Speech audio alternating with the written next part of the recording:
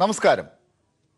സോണിയയ്ക്കും രാഹുലിനും അപ്പുറവും ഇപ്പുറവും മാറി മാറി ഇരുന്ന് കോൺഗ്രസിന്റെ ശബ്ദം മുഴക്കിയ ടോം വടക്കൻ ഇനി ബി.ജെ.പിയിൽ. മോദി സർക്കാരിന്റെ ജനദ്രോഹം നാട്ടുകാരെ അറിയിക്കാൻ നേരം വെളുക്കും മുൻപ് അക്ബർ റോഡിൽ നിന്ന് മാധ്യമങ്ങളെ കണ്ടിരുന്ന വടക്കൻ ഇനി മോദിക്ക് ജയ് വിളിച്ച് അശോക റോഡിൽ. ഞെട്ടൽ മാറാത്ത ഹൈക്കമാൻഡിന് ഇനി ദില്ലി പിടിക്കാൻ ഒറ്റയ്ക്ക് മതിയെന്ന ഭാവത്തിനേറ്റ കനത്ത അടിയാണ് വടക്കന്റെ കാലുമാറ്റം. ഒപ്പം ചെന്നിത്തലയെയും സുധാകരനെയും വരെ പ്രതീക്ഷിച്ച ബി.ജെ.പിക്ക് ഒടുവിൽ വടക്കനെ കൊണ്ട് തൃപ്തിപ്പെടേണ്ടി വരുമ്പോൾ ശബരിമലയിൽ സുവർണാവസരം കണ്ട് ഇറങ്ങിത്തിരിച്ചത് വെറുതെയായി എന്ന് പറയേണ്ടി വരും. ശരിക്കും വടക്കൻ വിടക്കാക്കിയത് ആരെയാണ്? 2019 വലിയ ജനവിധിയിലൂടെ മോദിയെ മറിച്ച് ഇന്ത്യ പിടിക്കാൻ നാളിതുവരെ കോൺഗ്രസ് കൂട്ടിയ കോപ്പുകൾ വടക്കനും മറ്റുമാണ് തയ്യാറാക്കിയതെന്ന് കാണുമ്പോൾ കോൺഗ്രസിന്റെ മുന്നൊരുക്കത്തിൽ സംശയിക്കേണ്ടി വരുന്നു. ഒന്നിരുട്ട് വെളുക്കുമ്പോഴേക്കും നിന്ന നിൽപ്പിൽ കോൺഗ്രസുകാർ ബി.ജെ.പിക്കാരാകുമ്പോൾ ന്യൂസ് ആൻഡ് വ്യൂസ് ഉന്നയിക്കുന്ന ചോദ്യങ്ങൾ. കോൺഗ്രസിന്റെ വടക്കൻ ഇനി ബി.ജെ.പിക്ക് മിടുക്കനാകുമ്പോൾ രാഹുൽ ഗാന്ധിക്ക് പണി എളുപ്പമാകുമോ? രാഹുലിനൊപ്പം പ്രാതൽ കഴിച്ചവർ മോദിക്കൊപ്പം ഉച്ചഭക്ഷണത്തിനെത്തുമ്പോൾ ബി.ജെ.പിക്ക് ആഘോഷിക്കാൻ വകയുണ്ടോ? വടക്കന്റെ മനസ്സിളകിയത് തൃശൂരിലെ ലോക്സഭാ സീറ്റോ മിസോറാമിലെ ഗവർണർ സീറ്റോ? സോണിയയുടെ മനസ്സിൽ നിന്ന് മോദിയുടെ മടയിലേക്കുള്ള ദൂരം ഒന്നാണെങ്കിൽ കോൺഗ്രസും ബി.ജെ.പിയും പരസ്പരം പോരടിക്കണം. ജയിച്ചാലും കോൺഗ്രസുകാർ ബി.ജെ.പിയിലേക്കെന്ന ഇടത് ആരോപണം ശരിവെക്കുന്നതോ ടോം വടക്കന്റെ ബി.ജെ.പി പ്രവേശം? ടോം വടക്കൻ കോൺഗ്രസിൽ നിന്ന് ബി.ജെ.പിയിലെത്തുമ്പോൾ വിഷയം ചർച്ച ചെയ്യുമ്പോൾ ന്യൂസ് ആൻഡ് വ്യൂസിൽ ചേരുന്നത് ബി.ജെ.പി നേതാവ് വി രാജേഷ്, CPM-നെ പ്രതിനിധീകരിച്ച് ജെക്സി തോമസ്, കോൺഗ്രസ് നേതാവ് ഡൊമിനിക് പ്രസന്റേഷൻ എന്നിവർ. ശ്രീ വി രാജേഷ്, ടോം വടക്കൻ ഇന്ന് രാവിലെയും പ്രാതൽ കഴിച്ചത് രാഹുൽ ഗാന്ധിക്കൊപ്പം എന്ന് വേണമെങ്കിൽ പറയാം. കാരണം ന്യൂസ് ആൻഡ് വ്യൂസിൽ ചർച്ചയ്ക്ക് കോൺഗ്രസിനെ പ്രതിനിധീകരിച്ച് ടോം വടക്കനെ ക്ഷണിക്കാനിരുന്നതാണ്. കഴിഞ്ഞ ദിവസമൊക്കെ സംസാരിച്ചിട്ടുള്ളതാണ്. ഇന്നിപ്പോൾ ബി.ജെ.പിക്കാരനായിരിക്കുന്നു ടോം വടക്കൻ. എന്താണ് വിശദീകരണം നിങ്ങളുടെ? ഞാൻ ബഹുമാനപ്പെട്ട ശ്രീ ടോം വടക്കൻ, അദ്ദേഹം ദേശീയ മുന്നേറ്റത്തിൻ്റെ ഭാഗമായി ബി.ജെ.പിയിൽ ചേരാൻ വേണ്ടി എടുത്ത തീരുമാനത്തെ അങ്ങേയറ്റം വളരെ ഹൃദയപൂർവ്വം സ്വാഗതം ചെയ്യുകയാണ്. അതിൽ ഞാൻ കാണുന്നത് അദ്ദേഹം ബി.ജെ.പിയിൽ ചേരാൻ വേണ്ടി തീരുമാനമെടുക്കുന്നതിന് പിന്നിലുണ്ടായ കാരണങ്ങളെക്കുറിച്ച് മാധ്യമങ്ങളോട് ചുരുങ്ങിയ വാക്കുകൾ വിശദീകരിച്ചിട്ടുണ്ട്. ഏറ്റവും പ്രധാനപ്പെട്ട അദ്ദേഹം പറഞ്ഞത്, പുൽവാമ സംഭവത്തിന് ശേഷം നമ്മുടെ ഇന്ത്യൻ ആർമി പാകിസ്ഥാന് ശക്തമായ തിരിച്ചടി കൊടുത്തു. ആ തിരിച്ചടി വളരെ ശാസ്ത്രീയമായ തെളിവുകളുടെ അടിസ്ഥാനത്തിൽ അവിടെ തീവ്രവാദികളുണ്ട് എന്ന് മനസ്സിലാക്കിയതിന് ശേഷം കൊടുത്ത തിരിച്ചടി, ലോകരാഷ്ട്രങ്ങളൊക്കെ തന്നെ അംഗീകരിച്ച തിരിച്ചടി. പാകിസ്ഥാൻ ചരിത്രത്തിലാദ്യമായിട്ട് ഇന്ത്യയോട് ഇങ്ങോട്ട് പലതവണ ഒത്തുതീർപ്പ് ആക്കണം എന്ന് ആവശ്യപ്പെട്ട പാകിസ്ഥാൻ ഞെട്ടിത്തരിച്ച, തീവ്രവാദികൾ ഞെട്ടിത്തരിച്ച ഒരു തിരിച്ചടി. ആ തിരിച്ചടി കൊടുത്തതിന് ശേഷം അതിൻ്റെ സത്യസന്ധതയെ ചോദ്യം ചെയ്തുകൊണ്ട് ഇന്ത്യൻ നാഷണൽ കോൺഗ്രസ് സ്വീകരിച്ച നിലപാട് ഇന്ത്യൻ പട്ടാളക്കാരെ ചോദ്യം ചെയ്യുന്നതിന് തുല്യമാണ്. അത് അദ്ദേഹത്തിന് മാനസികമായിട്ട് അംഗീകരിക്കാൻ സാധിക്കുന്നില്ല എന്നുള്ള ഒരു നിലപാട് അദ്ദേഹം സ്വീകരിച്ചത് വളരെ ഹൃദയപൂർവ്വം ഇന്ത്യയിലെ ഓരോ രാജ്യത്തിനെയും സ്നേഹിക്കുന്ന ഒരു നിലപാടാണ്. മറ്റൊന്ന്, അദ്ദേഹം പത്രസമ്മേളനത്തിൽ തുടർന്ന് യൂസ് ആൻഡ് തുറ പൊളിറ്റിക്സ് ആണ്, ഡൈനാസ്റ്റിയെക്കുറിച്ച് പറഞ്ഞു, അങ്ങനെ ഒരുപാട് കാര്യങ്ങൾ പറഞ്ഞു. അപ്പോൾ അദ്ദേഹം ഒരു നിലപാട് സ്വീകരിച്ചുകൊണ്ട്, ആശയപരമായ ഒരു നിലപാട് സ്വീകരിച്ചുകൊണ്ടാണ് അദ്ദേഹം ബി.ജെ.പിയിൽ വന്നിരിക്കുന്നത്. അത് വളരെ നല്ലൊരു തുടക്കമെന്നാണ് ഞാൻ കാണുന്നത്. അദ്ദേഹം ഡൽഹി കേന്ദ്രീകരിച്ച് നിൽക്കുന്നത് കൊണ്ട് തന്നെ ദേശീയ തലത്തിൽ ഉണ്ടാകുന്ന മാറ്റങ്ങൾ വളരെ നേരത്തെ തന്നെ തിരിച്ചറിഞ്ഞു എന്നുള്ളതിലും സന്തോഷമുണ്ട്. ഈ പുൽവാമയിൽ അദ്ദേഹത്തിന് കോൺഗ്രസ് നിലപാടിൽ നിരാശ തോന്നി. 3 ദിവസങ്ങൾക്കിടയിൽ ഉണ്ടായ സംഭവ വികാസങ്ങളോട് അദ്ദേഹത്തിന് നിരാശ തോന്നി. ഇങ്ങനെ ഒരു തീരുമാനമെടുത്തു. അത് അദ്ദേഹത്തിന്റെ സ്വാതന്ത്ര്യം.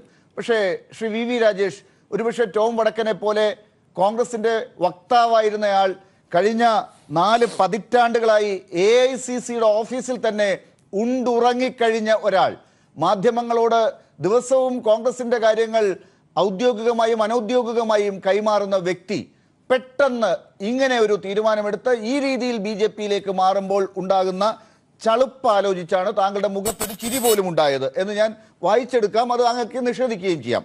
അതല്ല എൻ്റെ ചോദ്യം. ഈ ടോം വടക്കനെ പോലെ ഒരു വക്താവ് അദ്ദേഹം പറയുകയാണ്, ഇപ്പോൾ നമ്മളോട് തന്നെ കാണിച്ച ബൈറ്റിൽ കണ്ടതാണ്, ഒരു വക്താവിന് പാർട്ടിയുടെ ലൈനായിരിക്കും പറയാനുണ്ടാകുക, പക്ഷേ അയാളുടെ വ്യക്തിപരമായ ലൈൻ മറ്റൊന്നാണ് എന്നാണ് അദ്ദേഹം വിശദീകരിക്കുന്നത്. ഇത് BJP പോലൊരു പാർട്ടിക്ക് നാളെ ഇനി ടോം വടക്കൻ വക്താവായി വരാമല്ലോ, VV രാജേഷ് വക്താവായി വരാം, നാളെ കഴിഞ്ഞ കാലങ്ങളിൽ വക്താവായിരുന്ന ആളുമാണ്. ഇങ്ങനെയാണോ വക്താക്കൾ പെരുമാറുന്നത്? അല്ല, തീർച്ചയായിട്ടും. ഇപ്പോൾ ഞങ്ങളുമൊക്കെ വക്താക്കളായിരുന്ന സമയത്ത് പലപ്പോഴും പാർട്ടി നിലപാടിൽ വ്യത്യസ്ത അഭിപ്രായം എല്ലാവരുടെയും ഉള്ളിലുണ്ടായിട്ടും പല സമയത്തും പാർട്ടിയുടെ ചില അഭിപ്രായങ്ങൾ അങ്ങനെയല്ല ഇങ്ങനെ ആയിരിക്കാമായിരുന്നു എന്നൊക്കെ എനിക്ക് തോന്നിയിട്ടുണ്ട്. ബട്ട് ആ അഭിപ്രായം ഞങ്ങളുടെ വേദികൾ പ്രകടിപ്പിക്കാനുള്ള സ്വാതന്ത്ര്യം ഉണ്ടായിരുന്നു, പ്രകടിപ്പിച്ചിട്ടുമുണ്ട്. പക്ഷേ പാർട്ടിയുടേതായ ഒരു നിലപാട് വരുമ്പോഴേക്കും ആ നിലപാട് പൊതുസമൂഹത്തോട് പറയാനും എന്തുകൊണ്ട് പാർട്ടി ആ നിലപാടിലെത്തിയെന്ന് പൊതുസമൂഹത്തെ ബോധ്യപ്പെടുത്തുവാനും ബാധ്യതപ്പെട്ടവരാണ് വക്താക്കൾ, അല്ലെങ്കിൽ അതിന് ചുമതലപ്പെടുത്തുന്ന ആൾക്കാർ. ശ്രീ ടോം വടക്കൻ എന്ന് പറഞ്ഞാൽ ഞാൻ പല കാര്യങ്ങളും പറഞ്ഞിട്ടുണ്ട്. ഞാൻ പാർട്ടിയുടെ അഭിപ്രായം പറയാൻ ബാധ്യപ്പെടുത്തപ്പെട്ട ആളായതുകൊണ്ട് ഞാൻ ആ അഭിപ്രായങ്ങൾ പറഞ്ഞു. പിന്നെ ലാലിപ്പോൾ ചോദിച്ചു, ഒരു നിമിഷം കൊണ്ട് ഇങ്ങനെ ഒരു മാറ്റം ഉണ്ടായി, ആ മാറ്റം ഉൾക്കൊള്ളാൻ സാധിക്കുമോ എന്നൊക്കെയാണ് അങ്ങ് ചോദിച്ചത്. ഞാൻ മനസ്സിലാക്കുന്നത് ഒരു വ്യക്തിയിൽ ഒരു ചേഞ്ച് പലതരത്തിൽ വരാം. ചിലപ്പോൾ ഒരു സഡൻ പ്രൊവോക്കേഷനിൽ, ഗ്രേവ് ആൻഡ് സഡൻ പ്രൊവോക്കേഷൻ എന്നൊക്കെ പറയുമ്പോൾ ഒരു സഡൻ പ്രൊവോക്കേഷനിൽ ഒരു ഡിസിഷൻ എടുക്കാം. ഇത് 2-3 ദിവസമേ ഒരുപക്ഷെ ആയി കാണുള്ളൂ ഇത്തരത്തിലൊരു ചർച്ച നടന്നിട്ട്. പക്ഷേ ദിവസങ്ങളായി അല്ലെങ്കിൽ ആഴ്ചകളായി അദ്ദേഹത്തിൻ്റെ മനസ്സ് ഇപ്പോൾ യൂസ് ആൻഡ് ത്രോ എന്ന് അദ്ദേഹം പറയുന്നു. അപ്പോൾ വർഷങ്ങളായി യൂസ് ചെയ്തതിന് ശേഷം എടുത്തെറിയുന്ന ഒരു മാനസികാവസ്ഥ അദ്ദേഹത്തിന് ഫീൽ ചെയ്തിട്ടുണ്ടായിരിക്കാം. മറ്റൊന്ന്, പുൽവാമ സംഭവത്തിന് ശേഷം നടന്ന ഓരോ മൊമെന്റ്സും അദ്ദേഹത്തിനെ ഹർട്ട് ചെയ്തിട്ടുണ്ടാവാം. അതിന്റെ കൂടെ അതായത് അങ്ങ് പറഞ്ഞത് രണ്ടും കൂടി യോജിച്ചു പോകില്ല. അതായത് വർഷങ്ങളായി 4 ദശാബ്ദക്കാലം പാർട്ടിക്ക് വേണ്ടി പണിയെടുത്ത് വിറക് വെട്ടി വെള്ളം കോരിയതിനു ശേഷം യൂസ് ആൻഡ് ത്രോ പോലെ വലിച്ചെറിഞ്ഞത് അദ്ദേഹത്തിന് നിരാശ ഉണ്ടാക്കിയിട്ടുണ്ടാകാം. അതിനോടൊപ്പം ചേരുന്നതല്ല ഈ ദേശസ്നേഹം പെട്ടെന്ന് പുൽവാമയിൽ ഉണ്ടായി 3 ദിവസം കൊണ്ട് അതിൽ നിരാശ കൊണ്ട് പാർട്ടി മാറി എന്ന് പറയുന്ന ഒരു വിശദീകരണം ഒന്ന് മാത്രമേ ചേരൂ. അല്ലല്ല, use and throw politics Congress കാട്ടിയെങ്കിലും ഒരു പ്രസ്ഥാനം എന്നുള്ള നിലയ്ക്ക് പക്ഷേ അദ്ദേഹം അതിൽ പിടിച്ചിരിക്കാൻ ശ്രമിച്ചിട്ടുണ്ടാകാം. അതിനുശേഷം ഇന്ത്യൻ ആർമിയുടെ സത്യസന്ധതയെയും ട്രാൻസ്പെറൻസിയെയും ക്വസ്റ്റ്യൻ ചെയ്യുന്ന ഒരു സാഹചര്യം വന്നപ്പോഴായിരിക്കാം അദ്ദേഹം ഈ മൂവ്മെന്റിൽ നിന്ന് മാറിയത്. അദ്ദേഹം മാറാനുണ്ടായ കാര്യങ്ങളെക്കുറിച്ച് വ്യക്തമായിട്ട് അദ്ദേഹം തന്നെ വിശദീകരിച്ചിട്ടുണ്ട്. മാധ്യമങ്ങളിൽ നിന്നും കിട്ടിയ അറിവ് മാത്രമേ എനിക്കുള്ളൂ. എന്തായാലും അദ്ദേഹം കോൺഗ്രസ് ഉപേക്ഷിച്ച് BJP-യിൽ ചേരാൻ തയ്യാറായി എന്നുള്ള വസ്തുതയാണ്. ഇനി ഇത് ഇന്ത്യയിൽ ആദ്യമായിട്ടൊന്നും സംഭവിക്കുന്നതല്ലോ. ചരിത്രത്തിലേക്കും കാര്യങ്ങളിലേക്ക് പക്ഷേ ഇപ്പോ ടോം വടക്കന്റെ കാര്യം തന്നെ എടുത്താൽ അങ്ങനെയൊക്കെ വരാം. ടോം വടക്കന്റെ കാര്യം തന്നെ എടുത്താൽ ഈ ടോം വടക്കൻ അങ്ങ് പറഞ്ഞതുപോലെ ഇത്രയും കാലം കോൺഗ്രസിൽ നിന്നിട്ടും വേണ്ട രീതിയിൽ പരിഗണിക്കപ്പെടാതെ ഇരുന്നിട്ടുണ്ടാകാം. അപ്പോൾ ഇനി BJP-യിൽ പരിഗണിക്കപ്പെടണമല്ലോ. അതിൽ ഇപ്പോൾ ചർച്ച ചെയ്യപ്പെടുന്നത് തൃശ്ശൂരിലെ ലോക്സഭാ സീറ്റ് ഒന്ന്. രണ്ടാമത്തത് ഈ ടോം വടക്കൻ തന്നെ പറഞ്ഞു, തൃശ്ശൂർ അങ്ങനെ ഒരു വാഗ്ദാനം ഒന്നും തന്നിട്ടൊന്നുമില്ല. തൃശ്ശൂരല്ല, ചിലപ്പോൾ നാഗാലാൻഡിലേക്കായിരിക്കും അയക്കുന്നത്. അദ്ദേഹത്തിന് ചിലപ്പോൾ ഒരു സംസ്ഥാനം മാറിപ്പോയതാകാം. ഇപ്പോൾ ഒഴിവുള്ളത് മിസോറാമിലാണല്ലോ. അങ്ങനെയുള്ള ഒഴിവുള്ള ഏതെങ്കിലും സ്ഥാനങ്ങൾ കണ്ടിട്ടാകാമോ ടോം വടക്കന്റെ ഈ വരവ്? ലാല് തന്നെ എന്തൊക്കെയോ കൂട്ടി വായിക്കാൻ ശ്രമിക്കുകയാണ്. ലാല് ടോം വടക്കൻ പറഞ്ഞു, അൺകണ്ടീഷണലായിട്ടാണ് ഞാൻ BJP-യിൽ ജോയിൻ ചെയ്തത്. ഒരു ഐഡിയോളജിക്കൽ മൂവ്മെൻ്റെ ഭാഗമായിട്ടാണ്. ഞങ്ങളുടെ പാർട്ടിയുടെ സംസ്ഥാന അധ്യക്ഷൻ ശ്രീധരൻപിള്ള സാറിനോട് ഇന്ന് പല മാധ്യമങ്ങളും ചോദിച്ചു സ്ഥാനാർത്ഥിത്വത്തെക്കുറിച്ച്. അദ്ദേഹം പറഞ്ഞു, അത് പാർട്ടിയുടെ സെൻട്രൽ കമ്മിറ്റിയാണ് തീരുമാനിക്കേണ്ടത്, ഇലക്ഷൻ കമ്മിറ്റിയുണ്ട്. അതിലപ്പുറം അൺകണ്ടീഷണലായിട്ടാണ് ഞാൻ BJP-യിൽ ചേർന്നത്. പക്ഷേ 4 പതിറ്റാണ്ട് കോൺഗ്രസിൽ നിന്ന് പരിഗണന കിട്ടാതെ ഇറങ്ങി തിരിച്ച് BJP-യിൽ വിശ്വാസം അർപ്പിച്ച് സോണിയാഗാന്ധിയുടെ ഈ ഡൈനിങ് റൂമിൽ നിന്ന് ഇപ്പോ മോദിയുടെ ഡ്രോയിങ് റൂമിലേക്ക് എത്തിയിരിക്കുകയാണല്ലോ ശ്രീ ടോം വടക്കൻ. വലിയ പ്രതീക്ഷയാണ് അദ്ദേഹത്തിനുള്ളത്. നിങ്ങൾ തൃശ്ശൂരിൽ അദ്ദേഹം കഴിഞ്ഞ തവണ അദ്ദേഹം പോസ്റ്റർ വരെ ഒട്ടിച്ചതാണ്. അതില്ലാതെ തട്ടിക്കളയുന്ന ഒരു അവസ്ഥ ഉണ്ടാകുമ്പോൾ കൊടുക്കണ്ടേ തൃശ്ശൂരെങ്കിലും? ലാൽ, ഇങ്ങനെയുള്ള ചർച്ചകൾ നിങ്ങൾ ഇളക്കി വിടുന്നതാണ്. ഇപ്പൊ ലാൽ പറയുന്നത് തൃശ്ശൂരാണ് ചർച്ച ചെയ്യുന്നത്. ആരാ ചർച്ച ചെയ്യുന്നത്? അദ്ദേഹം പറഞ്ഞോ? BJP പറഞ്ഞു? BJP-യുടെ സെൻട്രൽ കമ്മിറ്റി പറഞ്ഞു? ആരും പറഞ്ഞില്ല. ഇനി ശ്രീ രാജേഷാണ് പറഞ്ഞത് അദ്ദേഹത്തിന് പരിഗണന കിട്ടിയില്ല, ഇങ്ങനെ ലോക്സഭാ സീറ്റൊന്നും കൊടുത്തില്ല എന്ന്. തെരഞ്ഞെടുപ്പിന്റെ തലേന്നാൾ ഇങ്ങനെ ഇറങ്ങി പോകുമ്പോ മറ്റൊന്നും ആയിരിക്കില്ലല്ലോ, ഒരു സീറ്റെങ്കിലും കൊടുക്കണ്ടേ? ഒരു കാര്യം ചെയ്യും, രാജേഷ് ലോക്സഭാ സീറ്റ് കിട്ടാത്തതുകൊണ്ടാണ് അദ്ദേഹം വന്നതെന്ന് എവിടെയെങ്കിലും പറഞ്ഞൊന്ന് കാട്ടി. ഞാൻ പറഞ്ഞു അങ്ങനെ ഒന്ന് കാട്ടിയല്ലേ? അല്ല, ഇപ്പോ അല്ല, ഞാൻ പറഞ്ഞില്ലല്ലോ. അല്ലെ, കോൺഗ്രസ് പാർട്ടി അദ്ദേഹത്തെ പരിഗണിച്ചില്ല എന്ന് പറയാൻ കോൺഗ്രസിന്റെ AICC ഓഫീസിൽ 4 പതിറ്റാണ്ട് രാഹുൽ ഗാന്ധിയേക്കാൾ മുമ്പ്, രാഹുൽ ഗാന്ധി വരുന്നതിന് മുൻപേ ഒരുപക്ഷെ രാജീവ് ഗാന്ധിയോടൊപ്പം, രാജീവ് ഗാന്ധിയേക്കാൾ പ്രാധാന്യത്തോടുകൂടി അന്നത്തെ വക്താവ് VN ഗാഡ്ഗിലിനൊപ്പം നിന്ന് അതിനുശേഷം ഉള്ള പല കോൺഗ്രസ് പ്രസിഡന്റുമാരോടൊപ്പം സീതാറാം കേസരിയോടൊപ്പം, നരസിംഹറാവുവിനോടൊപ്പം, സോണിയാഗാന്ധിയോടൊപ്പം, ഇപ്പോൾ രാഹുൽ ഗാന്ധിയോടൊപ്പം നിരന്തരം എല്ലാ ദിവസവും 24 മണിക്കൂറും നമ്മളൊക്കെ ഫോണിൽ അദ്ദേഹത്തെ വിളിക്കുമ്പോൾ അദ്ദേഹം പാർട്ടി ഓഫീസിലേക്ക് പോവുകയാണ്, പാർട്ടിയുടെ കാര്യങ്ങൾക്ക് വേണ്ടി പോവുകയാണ്. അങ്ങനെ ഏറ്റവും വലിയ പ്രധാനപ്പെട്ട ഒരു ഡൽഹി മുഖം, മാധ്യമങ്ങൾക്ക് മുമ്പിൽ കോൺഗ്രസിന്റെ മുഖമായി നിന്ന ആൾ എന്ത് പരിഗണന കിട്ടിയില്ലെന്നാണ് വി രാജേഷ് ഇപ്പോൾ ചർച്ചയിൽ പറഞ്ഞത്. അല്ല, ഞാൻ അദ്ദേഹത്തിന് പരിഗണന കിട്ടിയില്ല എന്നും പറഞ്ഞില്ല. അദ്ദേഹം പറഞ്ഞ വാക്കാണ് ഞാൻ ആവർത്തത്. യൂസ് ആൻഡ് ത്രോ എന്നുള്ള വാക്ക് അദ്ദേഹം പറഞ്ഞു. ലാൽ അതിൽ മാത്രം പിടിക്കുക. പുൽവാമ സംഭവത്തിൽ ആർമിയുടെ സത്യസന്ധതയെ കോൺഗ്രസ് ചോദ്യം ചെയ്തതാണ് അദ്ദേഹത്തിന് അവസാനമായിട്ട് ഹർട്ട് ചെയ്തെന്നുള്ളത് ലാൽ വരുന്നില്ല. കാരണം അതാണ് യഥാർത്ഥ പോയിന്റ്. ഇനി വേറെ രാജേഷാണ് ഇത് രണ്ടും പറഞ്ഞത്. അല്ല, ലാലിന്റെ രണ്ടും പറഞ്ഞപ്പോൾ ഇത് നിൽക്കാൻ ഞാനാണ് അങ്ങോട്ട് ആവശ്യപ്പെട്ടത്. ഞാൻ നിൽക്കുന്ന രണ്ടാമത്തെ പോയിന്റില്ല. മറ്റേ അദ്ദേഹം വാർത്താ സമ്മേളനത്തിൽ ഇടയ്ക്ക് പറഞ്ഞ കാര്യങ്ങൾ. ഇനി ലാലൊരു കാര്യമുണ്ട്. ലാൽ വളരെ ബോധപൂർവ്വം CPM-ന്റെ 3 ടേം MLA ആയിരുന്ന ഖഗേൻ മർമു, ഹബീർപൂർ MLA ആയിരുന്ന, പട്ടികജാതി കോൺസ്റ്റിറ്റ്യുവൻസിയിൽ നിന്നും പശ്ചിമ ബംഗാൾ MLA ആയിരുന്ന 3 ടേം CPM-ന്റെ നേതാവായിരുന്ന MLA BJP-യിൽ ചേർന്നതിനെ കുറിച്ച് ലാൽ പറയുന്നില്ല. ആ കാര്യത്തെ കുറിച്ച് പറയാനുള്ള, പക്ഷെ ആ കാര്യത്തെ കുറിച്ച് പറയുമ്പോഴും ടോം വടക്കനല്ല. അതായത് CPM എന്ന പാർട്ടി ഇതിനേക്കാൾ വലിയ മഹാന്മാരെ പോലും പാർട്ടിയിൽ നിന്ന് പുറത്താക്കിയിട്ടുണ്ട്, നടപടികൾ എടുത്തിട്ടുണ്ട്. അങ്ങനെ നടപടിയെടുത്ത ഒരു MLA കുറിച്ചാണ് പാർട്ടി വിട്ട് BJP-യിലേക്ക് പോയി എന്ന് അങ്ങിപ്പോൾ പറഞ്ഞത്. കോൺഗ്രസിനാണ് ഇന്ന് കേൾക്കേണ്ടി വരുന്നത് വലിയ ചോദ്യം. ടോം വടക്കൻ കഴിഞ്ഞ 4 ദശാബ്ദത്തോളം കാലം ഡൽഹിയിൽ കോൺഗ്രസിന്റെ എല്ലാമായിരുന്ന ടോം വടക്കൻ ഇന്ന് BJP-യിലേക്ക് പോകുമ്പോൾ ഒരുപാട് ഉത്തരങ്ങൾ നിങ്ങൾക്കും പറയേണ്ടി വരുന്നുണ്ടാകുമല്ലോ. എന്താണ് വിശദീകരണം?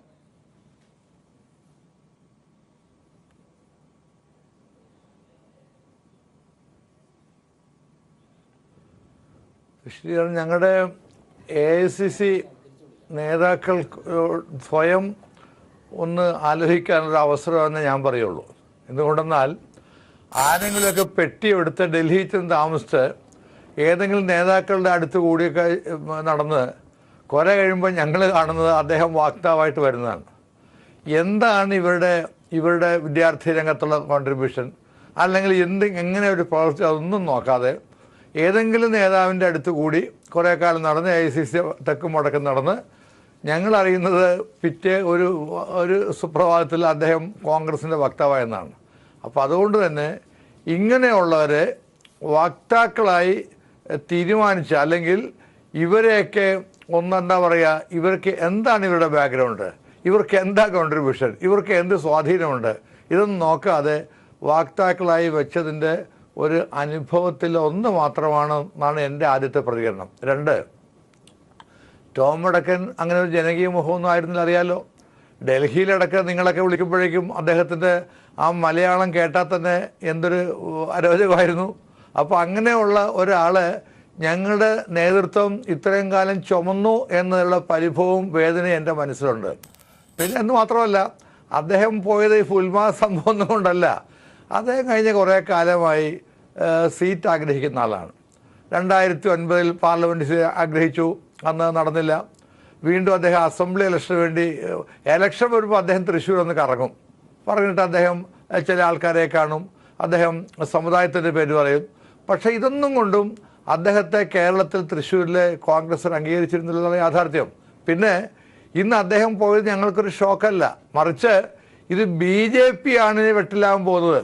ഇങ്ങനെയുള്ള എല്ലാ പാർട്ടികളെയും അവർക്കൊന്നും ആവശ്യമില്ലാത്ത അധികാരമോഹികളായ എന്തെങ്കിലും ആൾക്കാരെ കിട്ടുമ്പോൾ എടുത്തു പിടിച്ച് ഇതാ കോൺഗ്രസ് വരുന്നു, ഞങ്ങൾ കോൺഗ്രസ് തകർത്തു എന്ന് BJPക്ക് ഒരു കാര്യം രാജേഷ് മനസ്സിലാക്കുക, ഇവരൊക്കെ നിങ്ങൾക്ക് ലയബിലിറ്റി ആകാൻ പോവാണ്, ഒരു സംശയമില്ല. ഒരു കോൺട്രിബ്യൂഷൻ ഇവർക്ക് കിട്ടാൻ പോകുന്നില്ല. തൽക്കാലം കോൺഗ്രസിന് പറയാതെ വടക്കൻ പോകുന്നു, അതിന്റെ അപ്പുറത്തേക്ക് നിങ്ങൾക്ക് തലവേദനയായി മാറാൻ പോകുന്ന ഒരു കാരണമാണ്. പറയട്ടെ, ഈ കാര്യത്തിൽ ഇനി ടോം വടക്കൻ ഒരു പ്രയോജനവുമില്ലാത്ത, മലയാളം ശരിക്കും അറിയാത്ത ഒരു നേതാവാണ്, പെട്ടി തൂക്കി നടന്നതാണ് ഒക്കെ പറയാമെങ്കിലും 4 ദശാബ്ദക്കാലം ആ AICC ഓഫീസിൽ മാധ്യമങ്ങളുമായി നിരന്തരം സമ്പർക്കം പുലർത്തി കോൺഗ്രസിന്റെ എല്ലാ പ്രതിസന്ധി ഘട്ടങ്ങളിലും നിങ്ങൾക്കൊക്കെ പറയാൻ പറ്റാത്തത് മാധ്യമങ്ങളോട് പറഞ്ഞ് കൺവിൻസ് ചെയ്യിക്കാൻ വേണ്ടി നിന്ന മനുഷ്യനാണ് അദ്ദേഹം. പുറത്ത് പ്രവർത്തിച്ചിട്ടില്ലെങ്കിലും ആ ഓഫീസിൽ ഇരുന്നു കൊണ്ട് നടത്തിയ പ്രവർത്തനങ്ങൾ മാധ്യമങ്ങളിലൂടെ ജനങ്ങൾ കണ്ടതാണ്. ഇങ്ങനെയുള്ള ഒരാൾ പോകുമ്പോൾ നിങ്ങൾ ഇന്നത്തെ ദിവസം ഇത് തന്നെയാണ് പറയേണ്ടത്. പക്ഷേ ഇതിൽ ഒതുങ്ങുമോ? ഇതുപോലെ പെട്ടിയും തൂക്കി നടക്കുന്നവർ ഒരുപാടുണ്ടാകുമല്ലോ. അവരൊക്കെ BJP ഇപ്പോൾ ഈ നിമിഷത്തിൽ നോക്കി വെച്ചിട്ടുണ്ടാകുമല്ലോ. അതൊക്കെ ഇടതുപക്ഷം ചിലപ്പോഴൊക്കെ പറയാറുള്ളത് പോലെ ഇതൊക്കെ ജയിച്ചാലും BJP-യിലേക്ക് പോകാൻ പോകുന്നവരാണ് എന്ന ഒരു പ്രസ്താവനയ്ക്കൊക്കെ അടിസ്ഥാനം ഉണ്ടാക്കി കൊടുക്കുന്നതല്ലേ? നിങ്ങൾ എങ്ങനെ അതിനെ പ്രതിരോധിക്കും?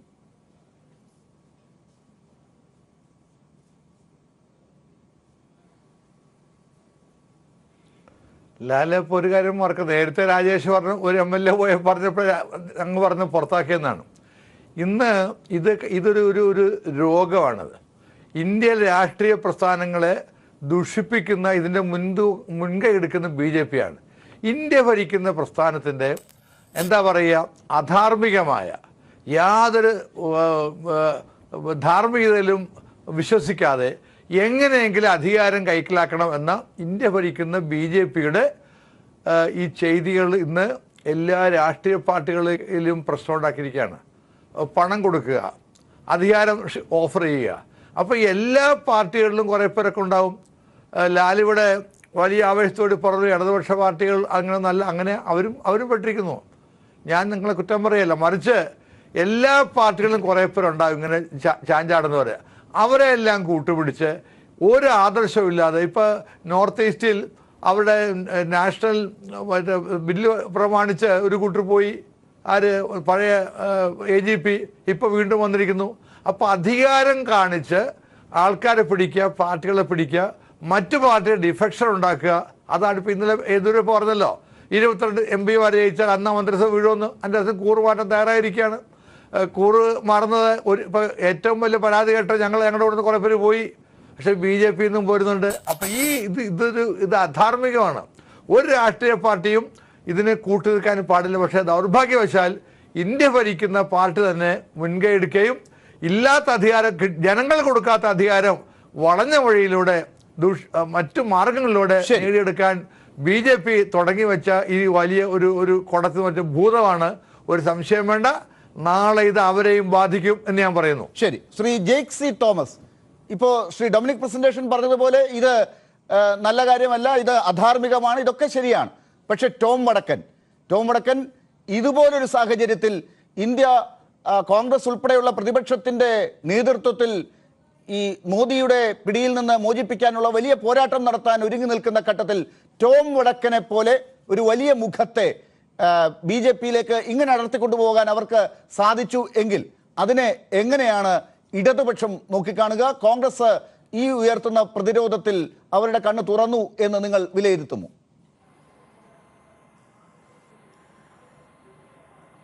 ഇപ്പോൾ ആദരണീയനായ ടോം വടക്കൻ AICC-യുടെ സെക്രട്ടറിയും അതേപോലെ തന്നെ കോൺഗ്രസിന്റെ മുഖ്യധാര മാധ്യമ മുഖവുമായിരുന്നു, സ്പോക്സ് പേഴ്സൺ ആയിരുന്നു ടോം വടക്കൻ.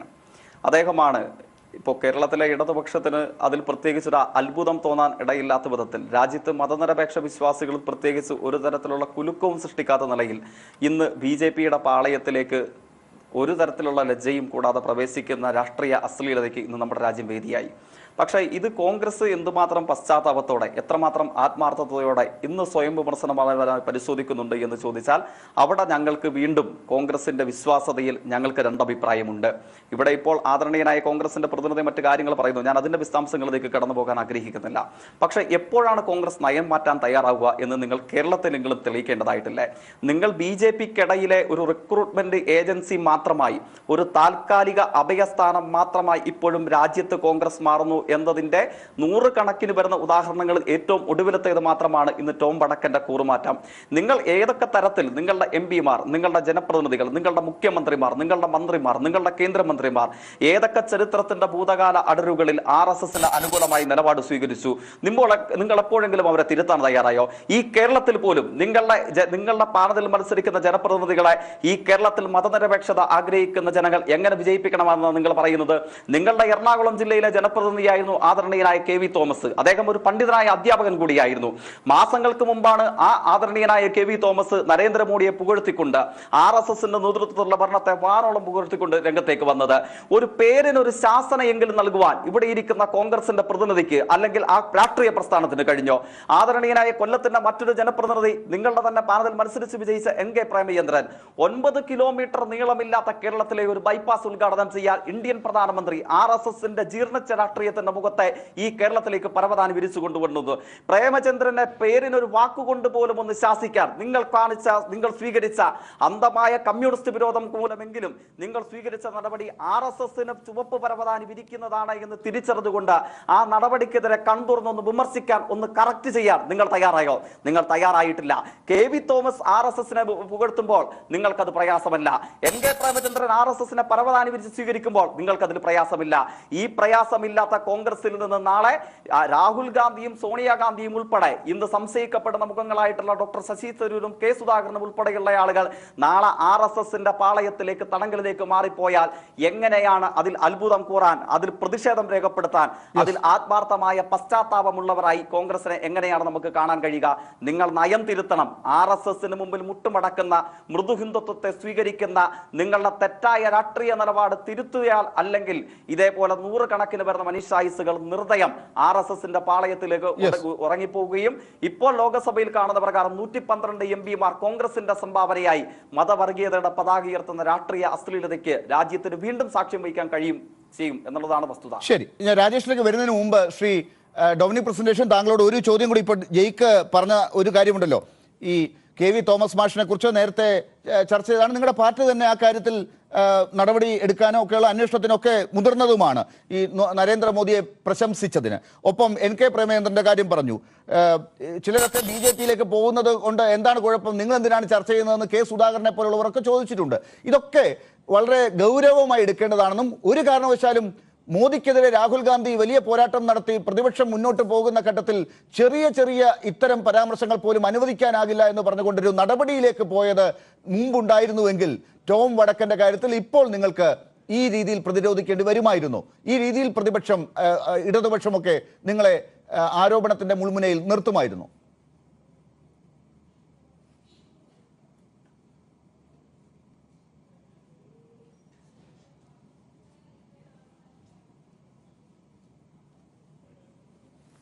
ഒരു കാര്യം മനസ്സിലാക്കേണ്ടത്, BJP മാത്രമല്ല ഞങ്ങളുടെ ആൾക്കാർ പിടിച്ചെടുത്തിട്ടുള്ളത്. പഴയ കഥ നിങ്ങൾക്ക് തന്നെ അറിയാലോ.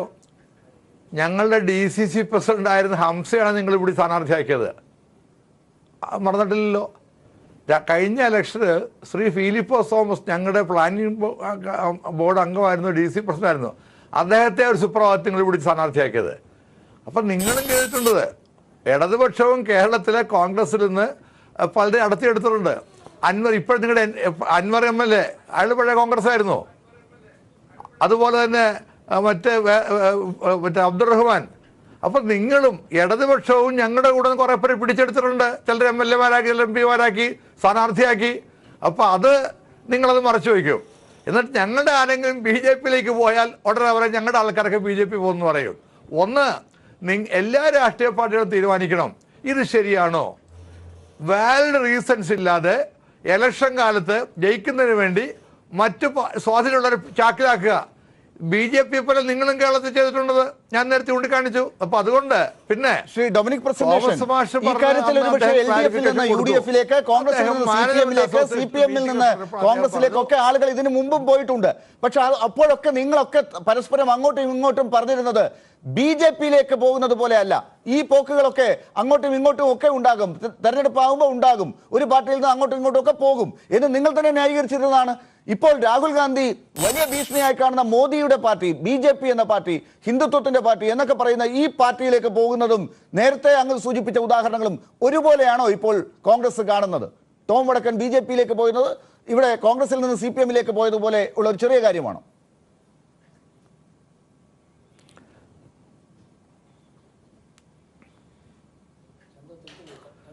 BJP MP ഞങ്ങളുടെ വന്നിട്ട് ലാലും കാണാത്ത എന്താ? BJPയുടെ സിറ്റിംഗ് MP കോൺഗ്രസ് ചേർന്നിരിക്കുന്നു. അത് ഒരു ആദിവാസി MP, MLA ചേർന്നിട്ടുണ്ട്. അപ്പം ഞാനീ പറഞ്ഞു വന്നത്, ഈ അടുത്ത കാലത്തുണ്ടായ ഒരിക്കലും അംഗീകരിക്കാൻ കഴിയാത്ത, ഞാൻ ഒരു ആശാസ്യമല്ലാത്ത ട്രെൻഡാണിത്, ചാടുക. അത് പ്രത്യേകിച്ച് BJP വന്നതിന് ശേഷം തുടങ്ങിയ ഏർപ്പാടാണത്. MLA-മാരെ വിലക്ക് മേടിക്കുക. ഇപ്പം കർണാടകത്തിൽ പോലും കാത്തു നിൽക്കുകയാണ്. എന്തുകൊണ്ടെന്നാൽ അധികാര രാഷ്ട്രീയത്തിലേക്ക് എല്ലാ പാർട്ടികളെയും അധികാരത്തിന് പറയാതിരിക്കുന്നു. ഇത്ര എളുപ്പത്തിൽ എന്തുകൊണ്ടാണ് ബി ജെ പിക്ക് കോൺഗ്രസുകാരെ പിടിക്കാൻ പറ്റുന്നത്? ഈ ട്രെൻഡ് എന്തുകൊണ്ട് കോൺഗ്രസുകാരുടെ നേരെ മാത്രം ഇപ്പോൾ കൂടുതൽ?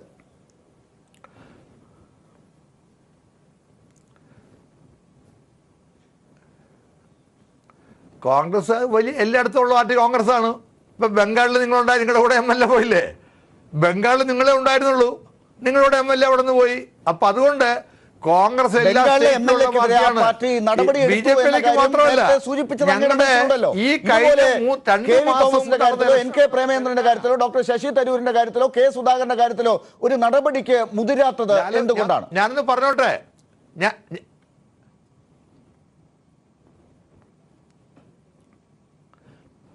അവരെന്താ അങ്ങനെ പോയില്ലല്ലോ? ഞാൻ ചോദിക്കട്ടെ, കേന്ദ്ര ഗവൺമെന്റ് നടപടി നന്നാന്ന് പറയാൻ BJP പോകാൻ വേണ്ടിയാണോ? ഇപ്പൊ നിങ്ങളുടെ കേരളത്തിലെ ഇടതുപക്ഷ ഗവൺമെന്റ് ചെയ്ത നല്ല കാര്യം ഒരു MLA നന്നായെന്ന് പറയാൻ അയാളെ പുറത്താക്കണോ?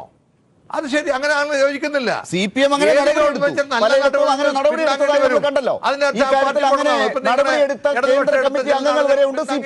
അർത്ഥം എന്താ?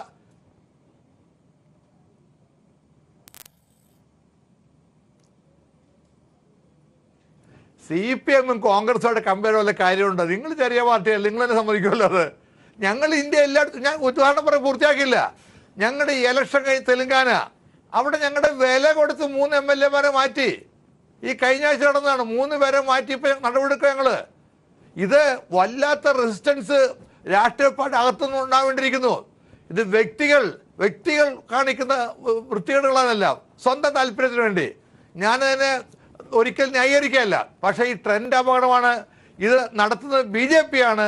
അതുകൊണ്ട് തന്നെ BJPക്ക് ഇത് നാളെ തിരിച്ചടിയായിട്ട് തിരിച്ചു വരും, സംശയക്കാര്യത്തില്ല. അപ്പൊ ശ്രീ VV രാജേഷ്, നിങ്ങളാണ് ഇനി പേടിക്കേണ്ടത്.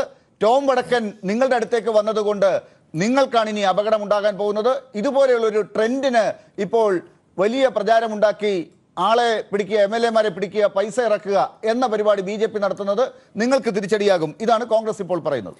ലാലെ 2 തവണ അവരുടെയൊക്കെ അടുത്ത് പോയിട്ടും എൻ്റെ അടുത്ത് വരാത്തതുകൊണ്ട് എനിക്ക് ലാല് ദൈവത ഇടപെടാതെ കുറച്ച് സമയം തരണം. ഇപ്പം BJP പേടിക്കണം എന്നുള്ള ചോദ്യത്തിന് ഞാൻ മറുപടി തരാം. ഇവിടെ ഒരുപാട് കാര്യങ്ങൾ പറഞ്ഞു. ഇപ്പോൾ BJP 2014 കേന്ദ്രത്തിൽ ഇപ്പോൾ ഭരണത്തിൽ വരുന്നത്. BJP ഭരണത്തിൽ വന്നതിന് ശേഷമാണ് ഇങ്ങനെയൊക്കെ സംഭവിക്കുന്നത് എന്നൊക്കെ പറഞ്ഞ് അതിനെ ചിത്രീകരിക്കാൻ തുടങ്ങിയാൽ ശ്രീ AK ആൻ്റണി കോൺഗ്രസ് വിട്ട് ഇടതുപക്ഷത്തോടൊപ്പം പോയ ചരിത്രമുണ്ട്. CPI കോൺഗ്രസിനോടൊപ്പം നിന്ന് ഭരണം പങ്കിട്ട ചരിത്രമുണ്ട്. ഇന്ന് നമ്മുടെ മന്ത്രിയായിരിക്കുന്ന KT ജലീൽ, അദ്ദേഹം ആദ്യ കാലഘട്ടങ്ങളിൽ സിമിയുടെ പ്രവർത്തനത്തിലുണ്ടായിരുന്നു. പിന്നീട് യൂത്ത് ലീഗിലും മുസ്ലിം ലീഗിലും പ്രവർത്തിച്ചിട്ടാണ് അദ്ദേഹം ഇടതുപക്ഷ സ്വതന്ത്രനായിട്ട് വന്ന് ഇന്ന് CPMനോടൊപ്പം ബഹുമാനപ്പെട്ട പിണറായി വിജയൻ സർക്കാരിൽ അദ്ദേഹം മന്ത്രിയായിട്ട് ഇരിക്കുന്നത്. അതോടൊപ്പം തന്നെ AP അബ്ദുള്ളക്കുട്ടി CPMന്റെ പ്രതിനിധിയിരിക്കുന്ന അതേ പോസ്റ്റിൽ SFIയുടെ സംസ്ഥാന പ്രസിഡന്റായിട്ടിരുന്നു കൊണ്ട് CPMന്റെ അരിവാൾ ചുറ്റിയ നക്ഷത്രം അടയാളത്തിൽ മത്സരിച്ച് വിജയിച്ച് നിരവധി തവണ MP ആയ വ്യക്തിയാണ്. ഇന്ത്യൻ നാഷണൽ കോൺഗ്രസിന്റെ കൈപ്പത്തി അടയാളത്തിൽ നിന്ന് മത്സരിച്ച് ഒന്നിൽ കൂടുതലോ തവണയൊക്കെ ജയിച്ച് MLA ഒക്കെ ആയിട്ടുള്ളത്. ഇത് അതുപോലെ തന്നെ ഇവിടെ ഒരുപാട് ഞാനിപ്പോൾ എഴുതി വെച്ചിട്ടുണ്ട്. ഇപ്പോൾ നികേഷ്, നമ്മുടെയൊക്കെ സുഹൃത്തായിട്ടുള്ള നികേഷ് കഴിഞ്ഞ അഴീക്കോട് മത്സരിച്ചു. ഞാൻ മാർവാനിസ് കോളേജ് പഠിക്കുമ്പോഴേക്കും നികേഷ് എൻ്റെ സീനിയറായിരുന്നു. നികേഷ് അന്ന് KSUവിൻ്റെ ചെയർമാൻ സ്ഥാനാർത്ഥിയായിരുന്നു. മാർവാനിസ് കോളേജ് KSUവിൻ്റെ ചെയർമാൻ സ്ഥാനാർത്ഥിയായിരുന്നു. ആ നികേഷ് അരിവാൾ ചുറ്റിയ നക്ഷത്രം അടയാളത്തിൽ അഴീക്കോട് മണ്ഡലത്തിൽ ഇപ്പോൾ മത്സരിച്ചിരിക്കുക CPMന്റെ സ്ഥാനാർത്ഥിയായിട്ട്. ഇത് കേരള രാഷ്ട്രീയത്തിലെ കാര്യങ്ങൾ. ദേശീയ രാഷ്ട്രീയം പറഞ്ഞാൽ ആയിരക്കണക്കിന് 10,000-കണക്കിന് ഉദാഹരണങ്ങൾ പറയാനുണ്ട്. CPMന്റെ ഒരു MLA വന്നു എന്നുള്ളത് വളരെ വളരെ പ്രസക്തമായിട്ട് ഞാൻ പറയുന്നു. ഇവിടുത്തെ പ്രശ്നം അതല്ല. പ്രശ്നം BJP ഇന്ന് ദേശീയ തലത്തിൽ സെറ്റ് ചെയ്യുന്ന ഒരു അജണ്ടയുണ്ട്. ഞാൻ മനസ്സിലാക്കുന്നത് എല്ലാ പൊതുപ്രവർത്തകരുടെ ഉള്ളിലും ഐഡിയോളജി വ്യത്യസ്തമാണെങ്കിലും ഏറെക്കുറെ എല്ലാ പൊതുപ്രവർത്തകരുടെ ഉള്ളിലും ഒരു പൊതുജനങ്ങൾക്ക് നന്മ ചെയ്യണം. അത് ശ്രീ ടോം വടക്കൻ്റെ ഉള്ളിലുണ്ടാകാം, ബഹുമാനപ്പെട്ട പ്രസന്റേഷൻ അവരുടെ മനസ്സിലുണ്ടാകാം, ജെയ്ക്ക് തോമസിന്റെ മനസ്സിലുണ്ടാകാം. എല്ലാവരുടെയും ഉള്ളിൽ പ്രത്യയശാസ്ത്രം വ്യത്യസ്തമാണെങ്കിലും പൊതുജനങ്ങൾക്ക് നന്മ ചെയ്യണം എന്നുള്ള ഒരു സ്പാർക്ക് ഉണ്ടാകാം. ആ സ്പാർക്കിൽ നിന്നാണല്ലോ നമ്മൾ പൊതുപ്രവർത്തനം ആരംഭിക്കുന്നത്. അല്ലെങ്കിൽ നമ്മളൊക്കെ ഓരോരുത്തരുടെയും കാര്യം നോക്കി വീട്ടിൽ ഒതുങ്ങിക്കൂടിയാൽ പോരെ.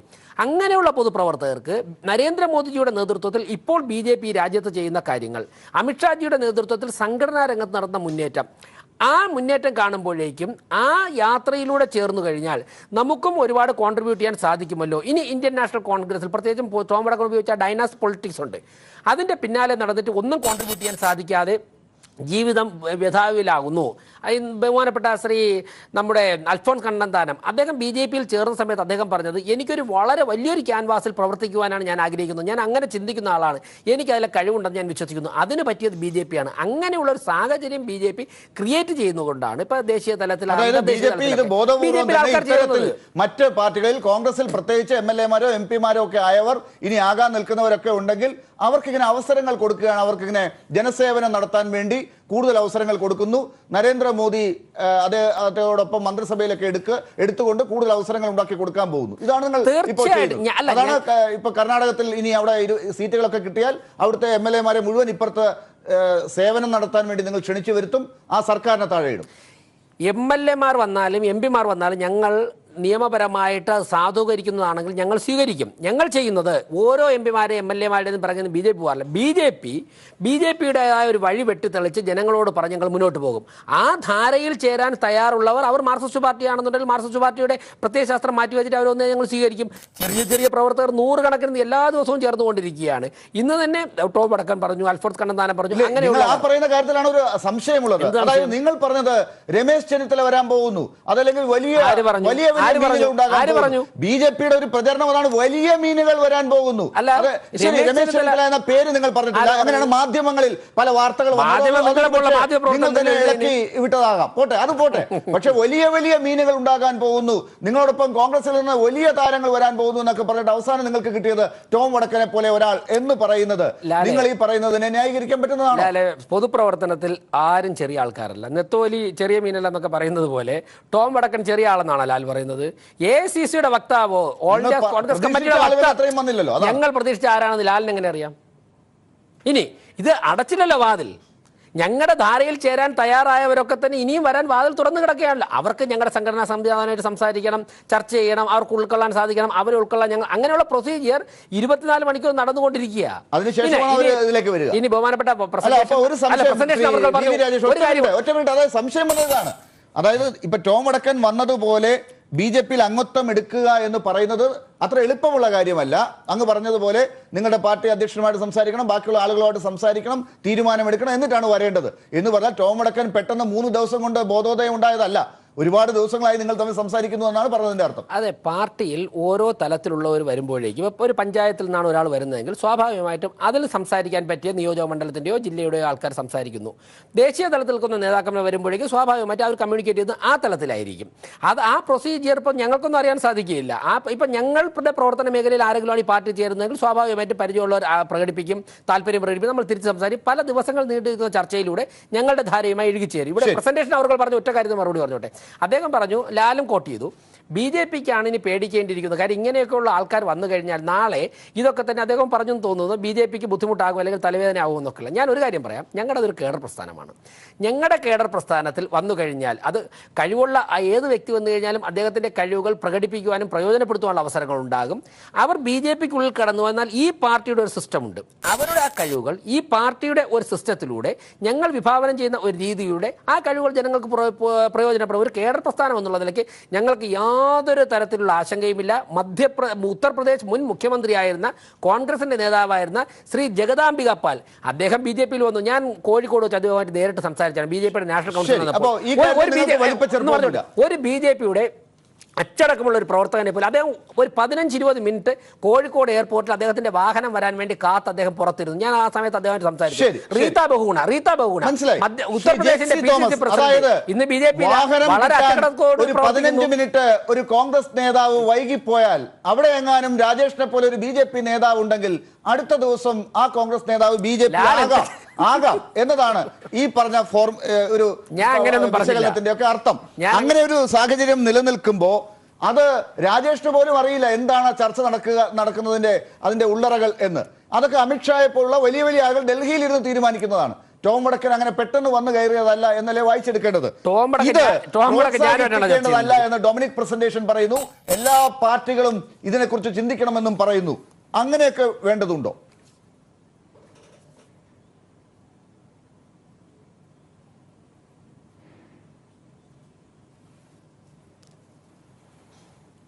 ജയിക്കിനോടാണ് ജയിക്ക്. അതായത് ഈ കാര്യത്തിൽ ഇപ്പോൾ വളരെ കുറഞ്ഞ സമയം ഒരു കോൺഗ്രസ് നേതാവ് BJP നേതാവിന് അടുത്തൊന്ന് നിന്നുപോയാൽ വേണമെങ്കിൽ അടുത്ത ദിവസം അയാൾ BJPയിലേക്ക് പോകാം എന്ന് രാജേഷ് പറഞ്ഞതിനെ വല്ലാതെ വിശകലനം ചെയ്താൽ വരാം.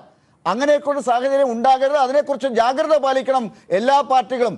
ഈ ഒരു ട്രെൻഡ് അനുവദിക്കരുത് എന്ന് ഡൊമിനിക് പ്രസന്റേഷനും പറയുന്നു. എന്താണ് ജയിക്കിന്റെ മറുപടി?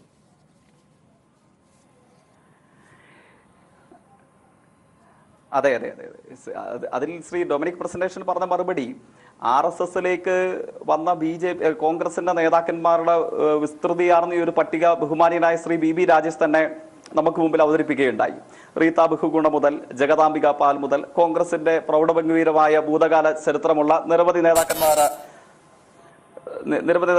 പേരുകൾ അദ്ദേഹം തന്നെ ആവർത്തിക്കുന്നുണ്ടായി. പക്ഷേ ഇതിൽ കാണേണ്ട ഒരു കാര്യം, ഇപ്പൊ രാജേഷ് വളരെ അഭിമാനത്തോടു കൂടെ പറയുന്നുണ്ട്, കോൺഗ്രസിൽ നിന്ന് 15 മിനിറ്റ് RSSലേക്ക് വന്നാൽ മനപരിവർത്തനം സംഭവിക്കുകയും RSSന്റെ സചേതനമായ കേഡർ സംവിധാനത്തിലേക്ക് ഇവർ മാറുകയൊക്കെ ചെയ്യുന്നുണ്ട്.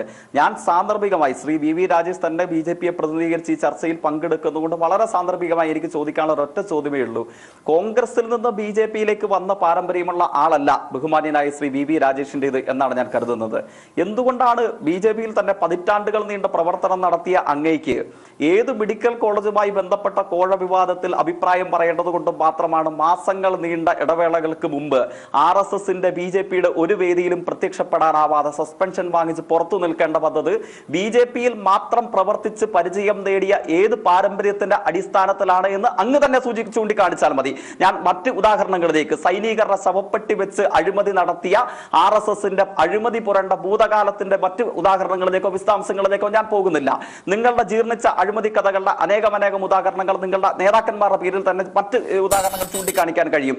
ഒരു അധികാര പന്താവിന്റെ 7 അയലത്ത് കേരളത്തിലെത്തിയിട്ടില്ലാത്ത നിങ്ങൾ പോലും എങ്ങനെയാണ് മെഡിക്കൽ കോളേജിന്റെയും പെട്രോൾ പമ്പിന്റെയും പേരിൽ നന്നായി കോൺഗ്രസിന് മാതൃകയായി അഴിമതിയുടെ കഥകൾ നിങ്ങളുടെ നേതൃത്വത്തിൽ എങ്ങനെ നടത്തി എന്നുള്ളത് നിങ്ങൾ തന്നെ ഉദാഹരണമാണ്. നിങ്ങൾ തന്നെ അതിൽ നടപടി നേരിട്ട ആളാണ് എന്നുള്ളത് കൊണ്ട്, മാധ്യമ വാർത്തകൾ സത്യസന്ധമാണ് എങ്കിൽ നടപടി നേരിട്ട ആണെന്നുള്ളതുകൊണ്ട് നിങ്ങൾ തന്നെ അത് വിശദീകരിച്ചാൽ മതി. പിന്നെ ഇവിടെ ചൂണ്ടിക്കാണിക്കേണ്ട ഒരു കാര്യം, ഇവിടെ ഇടതുപക്ഷം ഈ പറയുന്നത് പോലെ കോൺഗ്രസിനെ പോലെ കരുത്തുള്ള രാഷ്ട്രീയ പാർട്ടിയൊന്നുമല്ല എന്നുള്ളത് വസ്തുതാപരവും സത്യസന്ധവുമാണ്, അതെല്ലാവർക്കും അറിയുകയും ചെയ്യാം. പക്ഷെ ഇവിടെ നയം മാറ്റുന്നതിനെ സംബന്ധിച്ച് ആദരണീയനായ ഡൊമിനിക് പ്രസന്റേഷനോട് പറയുമ്പോൾ അദ്ദേഹം ചൂണ്ടിക്കാണിക്കുന്ന സമീകരണങ്ങൾ അത് വളരെ വില കുറഞ്ഞ സമീകരണങ്ങളായി പോയി. ബംഗാളിൽ ഒരു MLA കാര്യം പറഞ്ഞു. ആ MLA മാസങ്ങൾക്ക് മുമ്പ് നടപടിയെടുത്തതാണ്, അദ്ദേഹത്തെ പുറത്താക്കാൻ CPIM തീരുമാനിച്ചതാണ്. പക്ഷെ നിങ്ങൾക്ക് അങ്ങനെ ഇപ്പോൾ തോമസ് മാഷ് RSSനെ പുകഴ്ത്തിയ ഇന്ത്യൻ പ്രധാനമന്ത്രിയായ നരേന്ദ്രമോദിക്ക് പരവതാനി വിരിച്ച വർത്തമാനം പറയുമ്പോൾ അദ്ദേഹം പറയുന്നുണ്ട് അതൊരു ബിസിനസ് മീറ്റിൽ സംഭവിച്ചതാണ് എന്ന്. ബിസിനസ് മീറ്റിൽ സംഭവിക്കുമ്പോൾ RSSനെ പുകഴ്ത്തുന്ന നിലപാട് കോൺഗ്രസിന്റെ ആദരണീയനായ MP സ്വീകരിക്കുമ്പോൾ അത് ശരിയാണ് എന്ന് ഇപ്പോഴും ശ്രീ ഡൊമിനിക് പ്രസന്റേഷൻ കരുതുകയാണ്. പ്രേമചന്ദ്രൻ MP 9 കിലോമീറ്റർ നീളമില്ലാത്ത ബൈപ്പാസിന് ക്ഷണിച്ചുകൊണ്ട് വന്ന നടപടി തെറ്റ് എന്ന ഈ ഘട്ടത്തിലെങ്കിലും, സ്വന്തം പാർട്ടിയുടെ ദേശീയ വക്താവ് RSSലേക്ക് ചുവടുമാറിയ ഈ ഘട്ടത്തിലെങ്കിലും അതൊരു തെറ്റാണ് എന്നൊരു വാദത്തിന് പോലും പൊതുസമക്ഷം പറയുവാനുള്ള തന്റെ ഇടം ഒരു തെറ്റുതിരുത്തൽ പ്രക്രിയയ്ക്ക് ആദരണീയനായ ഡൊമിനിക് പ്രസന്റേഷൻ എന്തുകൊണ്ട് തയ്യാറാകുന്നില്ല? ഇവിടെ കണ്ടുവല്ലോ, 5 സംസ്ഥാനങ്ങളിൽ തെരഞ്ഞെടുപ്പ് നടന്നു, 5ലും RSS ഇതര സർക്കാർ അധികാരത്തിൽ വന്നു. എങ്ങനെയാ? ഒരു ഘട്ടത്തിലും കോൺഗ്രസ് മനസ്സിലാക്കേണ്ടത് സമരസപ്പെട്ട് നേടിയ വിജയമല്ല, സമരം ചെയ്ത് തോൽപ്പിച്ചതാണ് RSSനെ. മഹാരാഷ്ട്രയിൽ CPIM ഒരൊറ്റ MLA ഉള്ളൂ. പക്ഷെ ആ MLAയുടെ നാട്ടിൽ നിന്ന് ആരംഭിച്ച കിസാൻ മാർച്ചിലാണ് ലക്ഷങ്ങൾ അണിനിരന്ന സമരാഗ്നിയായി അത് മാറുകയും അത് രാജ്യമെമ്പാടും RSS വിരുദ്ധ കർഷക മുന്നേറ്റത്തിന് വേദിയാവുകയും ചെയ്തത്. കാശ്മീരിൽ CPIM ഒരൊറ്റ MLA ഉള്ളൂ. ആ ഒറ്റ MLAയുടെ നേതൃത്വത്തിൽ നടത്തിയ സമരമാണ് കട്വ പ്രശ്നം ഈ രാജ്യത്തിന് മുമ്പിൽ കൊണ്ടുവന്നത്. രാജ്യമെമ്പാടും RSS ജനങ്ങളെ അണിനിരത്താൻ കാശ്മീരിലെ CPIMന്റെ MLAയുടെ നേതൃത്വത്തിൽ നടത്തപ്പെട്ട ശ്രമങ്ങൾ നടന്നു. നിങ്ങൾ കളിയാക്കി പറയാറുണ്ട്, ഒരു ഓട്ടോറിക്ഷയിൽ ഒരു ബൈക്കിൽ കയറി കൊണ്ടുപോകുന്ന ജനപ്രതികൾ മാത്രമേ CPIMന് ഇന്ത്യൻ പാർലമെന്റിൽ ഉണ്ടാവുകയുള്ളൂ എന്ന്. പക്ഷേ അവരുടെ നേതൃത്വത്തിൽ കോടിക്കണക്കിന് വരുന്ന ജനങ്ങളുടെ മതനിരപേക്ഷതയ്ക്ക് വേണ്ടിയുള്ള സമരങ്ങൾക്ക് സമരമുഖമാകുവാൻ ഈ രാജ്യത്ത് CPIMന് കഴിയും എന്നതിന്റെ ഉദാഹരണം കൂടെയാണ്. ആ സമരങ്ങളുടെ ബാക്കി പത്രമായിട്ടാണ് 5 സംസ്ഥാനങ്ങളിൽ. അതിന്റെ പൊളിറ്റിക്കൽ ഗെയിൻ കോൺഗ്രസിന് ലഭിച്ചോ ഇല്ലയോ എന്നുള്ളത് സംവാദാത്മകമാണ്. പക്ഷെ ഞങ്ങൾ സമരം ചെയ്ത് വളർത്തിയെടുത്ത ജനങ്ങളുടെ അസംതൃപ്തിയുടെ കരുത്തിലാണ് 5 സംസ്ഥാനങ്ങളിൽ ഈ രാജ്യത്ത് RSS ഇതര സർക്കാർ അധികാരം. രാജേഷ്, അതെ ലാലേ, ജയിക്കുമ്പോൾ പറഞ്ഞു സസ്പെൻഷൻ എന്നൊക്കെ പറഞ്ഞു, മാധ്യമ വാർത്തകൾ ശരിയാണെങ്കിലെന്നും അദ്ദേഹം പറഞ്ഞു. ഞാൻ പറയുന്നത് ഇപ്പോൾ എൻ്റെ കാര്യത്തിലാണെങ്കിൽ ആ സസ്പെൻഷൻ എന്നുള്ള വാക്ക് അദ്ദേഹം ഉപയോഗിച്ചു. അങ്ങനെയുള്ളൊരു ഉത്തരവോ എന്തെങ്കിലും എൻ്റെ കയ്യിൽ കിട്ടിയിട്ടില്ല, ഞാൻ കണ്ടിട്ടുമില്ല. അദ്ദേഹം കാണിച്ചു കഴിഞ്ഞാൽ ഞാനത് സമ്മതിക്കാം. പിന്നെ ഒരു സംഘടന ജയിക്ക് അല്ല, പറഞ്ഞത് ഞാൻ കംപ്ലീറ്റ് കുറേ കാലങ്ങളായി നമ്മൾ അല്ലല്ല ഞാൻ ചർച്ചയിൽ വരുന്നില്ലല്ലോ. അല്ലല്ല ഞാൻ അതുകൊണ്ടായിരിക്കും കംപ്ലീറ്റ് ചെയ്യട്ടെ. ഞാനത് കംപ്ലീറ്റ് ചെയ്യട്ടെ. ലാൽ ജയിക്ക് പറഞ്ഞപ്പോൾ ഇടപെട്ടില്ല. ലാൽ എനിക്ക് എൻ്റെ ഭാഗം ക്ലാരിഫൈ ചെയ്യുമ്പോൾ ലാൽ എന്തിനാ അതിൽ ഇടപെടുന്നത്? ഇപ്പോൾ സസ്പെൻഷൻ എന്നൊക്കെ ലാൽ ജയിക്ക് പറഞ്ഞു. അദ്ദേഹത്തിന് ആ ഉത്തരവാദിത്തം കിട്ടിയിട്ടുണ്ടെങ്കിൽ അത് കാണിച്ചു കഴിഞ്ഞാൽ ഞാൻ അതിന് മറുപടി ചെയ്യാൻ തയ്യാറാണ്. അതുകൊണ്ട് തന്നെ അതിന് ഞാൻ അത് വലിയ ഗൗരവത്തിൽ ഞാൻ എടുക്കുന്നില്ല. മറ്റൊന്ന്, ഒരു സംഘടനയ്ക്കൊരു സിസ്റ്റം ഉണ്ട്. ജീവിതകാലം അത്രയും പാർട്ടിയുടെ സംസ്ഥാന ചുമതലയിൽ ഇരിക്കാം എന്നുള്ള ആഗ്രഹിച്ചിട്ടോ അങ്ങനെയുള്ളത് പ്രതീക്ഷിച്ചൊന്നും ഞങ്ങളുടെ പാർട്ടിയിൽ നിന്ന് ഒരു പ്രവർത്തനം പ്രവർത്തിക്കാൻ സാധിക്കുകയില്ല. ഒരു സംഘടനാ കാര്യങ്ങൾ, സംഘടനാ വേദികൾ ചർച്ച ചെയ്യേണ്ടത് മാത്രമായതുകൊണ്ട് ഞാൻ അതിലേക്ക് കടക്കുന്നില്ല. പിന്നെ ഏതോ ഒരു കോളേജിൻ്റെ അഴിമതി പറഞ്ഞു. നിങ്ങളുടെ അല്ലേ ഗവൺമെൻറ് ഇരിക്കുന്നത്? മെഡിക്കൽ കോളേജോ എഞ്ചിനീയറിംഗ് കോളേജോ ആയുർവേദ കോളേജോ നഴ്സറിയോ സ്കൂളോ അതിനെക്കുറിച്ചൊക്കെ എന്തെങ്കിലും അഴിമതി എവിടെയെങ്കിലും നടന്നിട്ടുണ്ട് എന്നുണ്ടെങ്കിൽ നിങ്ങൾക്ക് എല്ലാ ഏജൻസികളും ഉണ്ടല്ലോ, നിങ്ങൾക്ക് അന്വേഷിച്ചിട്ട് നിങ്ങൾ അവർക്കെതിരെ നടപടി സ്വീകരിച്ചോ. ഞാൻ അഭിപ്രായം പറഞ്ഞു എന്നുണ്ടെങ്കിൽ ഞങ്ങളുടെ സംഘടനാ സിസ്റ്റമാണ്, സംഘടനാ കാര്യങ്ങൾ, സംഘടനാ വേദികൾ ഞങ്ങൾ ചർച്ച ചെയ്തോളാം. പിന്നെ എന്തായാലും ശരി തന്നെ, ഇത് ലാവലിൻ കേസിൽ സുപ്രീം കോടതിയുടെ ദയാദാക്ഷിണ്യത്തിന് കാത്തു നിൽക്കുന്ന ഒരു മുഖ്യമന്ത്രി ഭരിക്കുന്ന സംസ്ഥാനത്തിൽ ആ മുഖ്യമന്ത്രിയുടെ പാർട്ടിയുടെ പ്രതിനിധിയാണ് ഇരുന്ന് ഇത്രത്തോളമുള്ള ഗീർവാണ പ്രസംഗങ്ങളൊക്കെ നടത്തുന്നത് എന്നുള്ളത് വളരെ ആശ്ചര്യപ്പെടുത്തുന്ന ഒരു സംഗതിയാണ്. ഞാൻ പറയട്ടെ,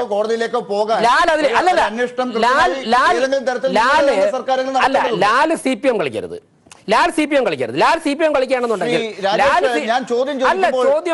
ചോദിക്കുന്ന ആളുകളെ CPM ഒരു പാർട്ടിക്കാരനാക്കരുത്. അത് ചോദ്യമായി കാണുക. ഏത് വിഭാഗത്തിലുള്ള ജനവും ചോദ്യം ചോദിക്കാം. അവരെ മാന്യതയോടുകൂടി ജനമായി കണ്ടാൽ മതി. അവരെന്തോ ആയിക്കൊള്ളട്ടെ, അവരെ പാർട്ടി എനിക്കറിയാം. CPM പിണറായി വിജയന്റെ അഴിമതിയെ കുറിച്ച് പറയുമ്പോഴേക്കും ലാൽ ഇത് ഇടപെട്ടില്ലെങ്കിൽ ലാലിന്റെ പണി പോകും. ഒരിക്കലുമില്ല. ആ ചോദ്യമല്ല ഇവിടെ. ഈ ചോദ്യമല്ല ഇവിടെ. വി രാജേഷ് ഇവിടെ വന്നത് അതല്ല. പറഞ്ഞത് കോൺഗ്രസിന് മാതൃകയാക്കാവുന്ന ഒരു നടപടിയാണ് നിങ്ങളുടെ ഭാഗത്തു നിന്ന് ഉണ്ടായത്. അതിന് നടപടി നേരിട്ട ആളാണ്. അല്ലെങ്കിൽ എന്തുകൊണ്ട് മാധ്യമങ്ങളിൽ ചർച്ചയ്ക്ക് വന്നില്ല എന്നാണ്. അല്ലല്ല, ലാലേ ഈ ജയിക്ക് പറയുമ്പോഴേക്കും ലാൽ ഇടപെട്ടില്ല. ലാൽ ഇടപെടുന്ന ഞാൻ പറയുമ്പോഴാണ്. ലാൽ അങ്ങനെ തടസ്സപ്പെടുത്താനും നമുക്ക് ചർച്ച അവിടെ അവസാനിപ്പിക്കും. ഞാൻ പറയട്ടെ, എല്ലാ ദിവസവും രാഷ്ട്രീയ പ്രവർത്തനം എന്ന് പറഞ്ഞാൽ മാധ്യമങ്ങൾ ചർച്ചയ്ക്ക് വരുന്നത് മാത്രമാണ്, പ്രസംഗിക്കുന്നത് മാത്രമാണെന്ന് ഞാൻ വിശ്വസിക്കുന്നില്ല. ഞാൻ പൊതുപ്രവർത്തനം തുടങ്ങിയത് മാധ്യമങ്ങൾ ചർച്ചയ്ക്ക് വന്നിട്ടൊന്നുമല്ല. ഞാൻ എല്ലാ ദിവസവും പൊതുപ്രവർത്തന രംഗത്തുണ്ടായിരുന്നു. എല്ലാ ദിവസവും പ്രവർത്തകരുടെയും പൊതുജനങ്ങളുടെയും കാര്യത്തിൽ ഇടപെടുന്നത്. ശബരിമല ലോകം മുഴുവനും ശ്രദ്ധിച്ച, ലോകത്തിലെ മുഴുവൻ ജനങ്ങളും ഹൈന്ദവ വിശ്വാസികൾ അല്ലെങ്കിൽ ഈശ്വര വിശ്വാസികൾ, അതാണ് വിഷയം. ലാലിന്റെ പ്രശ്നം ഞാൻ പറയട്ടെ. ബിജെപിയിൽ ഒരു നടപടി എടുക്കാനുള്ള ഒരു കാരണം ഉണ്ടായത് മെഡിക്കൽ കോളേജുമായി ഞാൻ മറുപടി പറയട്ടെ. ലാലേ, ശബരിമല വിഷയം ഞാൻ വളരെ സജീവമായിട്ട് ഇടപെട്ടിരുന്നു. ഞാൻ ആ സമയത്ത് എനിക്ക് പാർട്ടിയുടെ ഒരു ചുമതലയില്ലായിരുന്നു. അതോടൊപ്പം തന്നെ അതുമായിട്ട് ബന്ധപ്പെട്ട അല്ലെങ്കിൽ അതിന് മുൻപുണ്ടായിരുന്നു ഒരുപാട് വിഷയങ്ങൾ ഞാൻ പൊതുപ്രവർത്തന രംഗത്തുണ്ടായിരുന്നു. ഞാൻ ഇന്നലെയും ഞാൻ ചർച്ചയ്ക്ക് വന്നിട്ടില്ല, ഒരു ചാനലും ചർച്ചയ്ക്ക് വന്നിട്ടില്ല. ആ ദിവസം ഞാൻ രാഷ്ട്രീയ പ്രവർത്തനത്തിലായിരുന്നു. നിങ്ങൾക്ക് വിലയിരുത്താൻ സാധിക്കില്ല. ഞങ്ങളുടെ സംഘടനയ്ക്ക് അകത്ത് നടന്ന കാര്യങ്ങൾ, ഞങ്ങളുടെ സംഘടനാപരമായ വിഷയങ്ങൾ സംഘടനാ വേദികൾ മാത്രം ചർച്ച ചെയ്യുന്ന ഒരു പ്രവർത്തകനായതുകൊണ്ട് തന്നെ ഞാൻ അദ്ദേഹം പറഞ്ഞ എല്ലാ കാര്യങ്ങളിലേക്കും വരുന്നില്ല. ഇവിടുത്തെ വിഷയം BJPയിലേക്ക് ഇന്ന് വ്യാപകമായി പ്രവർത്തകർ ചേരുന്നു. എല്ലാ പാർട്ടികളിൽ നിന്നും പ്രവർത്തകർ ചേരുന്നു. അതാണ് ഇവിടുത്തെ ചർച്ചാ വിഷയം. ആ വിഷയമാണ് ചർച്ച ചെയ്യുന്നത്.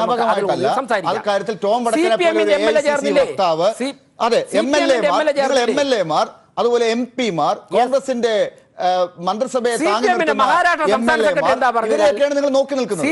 മഹാരാഷ്ട്ര സംസ്ഥാന സെക്രട്ടറി എന്താണ് പറഞ്ഞത്? നരേന്ദ്രമോദിയെയും ഫഡ്നാവിസിനെയും ഞാൻ മറക്കുകയില്ല. നടപടിയെടുത്തു പാർട്ടി. നടപടിയെടുത്തില്ലെങ്കിലും അദ്ദേഹം പറഞ്ഞില്ലേ, നരേന്ദ്രമോദിയും ഫഡ്നാവിസുമാണ് ബീഡി തൊഴിലാളികൾക്ക് വീട് നിർമ്മിച്ചു നൽകുകയെന്ന് മഹാരാഷ്ട്ര CPM സംസ്ഥാന സെക്രട്ടറി പറഞ്ഞു. നിങ്ങൾ നടപടിയെടുത്ത് അദ്ദേഹം തൂക്കിക്കൊല്ലേച്ചു. പക്ഷെ അദ്ദേഹത്തിന്റെ മനസ്സിൽ നരേന്ദ്രമോദിയും ഫഡ്നാവിസും ജനങ്ങൾക്ക് വേണ്ടി, ബീഡി തൊഴിലാളികൾക്ക് വേണ്ടി ചെയ്യുന്ന നല്ല കാര്യങ്ങളെ അദ്ദേഹം പ്രോത്സാഹിപ്പിക്കാൻ തയ്യാറായി. അത് ഞങ്ങളുടെ പ്രവർത്തനം വളരെ പ്രധാനപ്പെട്ടതാണ് ആ കാര്യം രാജേഷ് പറഞ്ഞത്. ശ്രീ ഡൊമിനിക് പ്രസന്റേഷൻ, അപ്പോ ആ കാര്യത്തിൽ ജയിക്ക് പറഞ്ഞൊരു കാര്യമുണ്ട്. അതായത് ഇടതുപക്ഷത്തെ കണ്ട് പഠിക്കേണ്ടി വരുന്ന കാര്യങ്ങൾ കൂടിയുണ്ട് ഈ ഘട്ടത്തിൽ. അല്ലെങ്കിൽ ഇടതുപക്ഷം പറയുന്ന ചില കാര്യങ്ങൾ ഓർമ്മിക്കേണ്ടതുണ്ട്, കോൺഗ്രസ് തള്ളിക്കളയരുത്.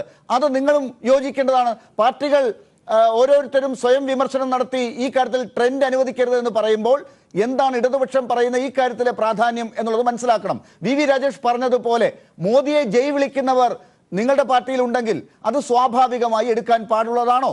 അത് രാഹുൽ ഗാന്ധി ഈ ഘട്ടത്തിൽ പട്ടിണി കിടന്ന രാജ്യത്തിന് മുമ്പിലേക്ക് ഒരു നേതാവായി മാറാൻ ശ്രമിക്കുന്നത് നരേന്ദ്രമോദിയെ താഴെ ഇറക്കാനാണെങ്കിൽ അതേ വികാരത്തോടു കൂടി മറ്റ് കോൺഗ്രസ് MLA-മാരും MP-മാരും പെരുമാറണ്ടേ?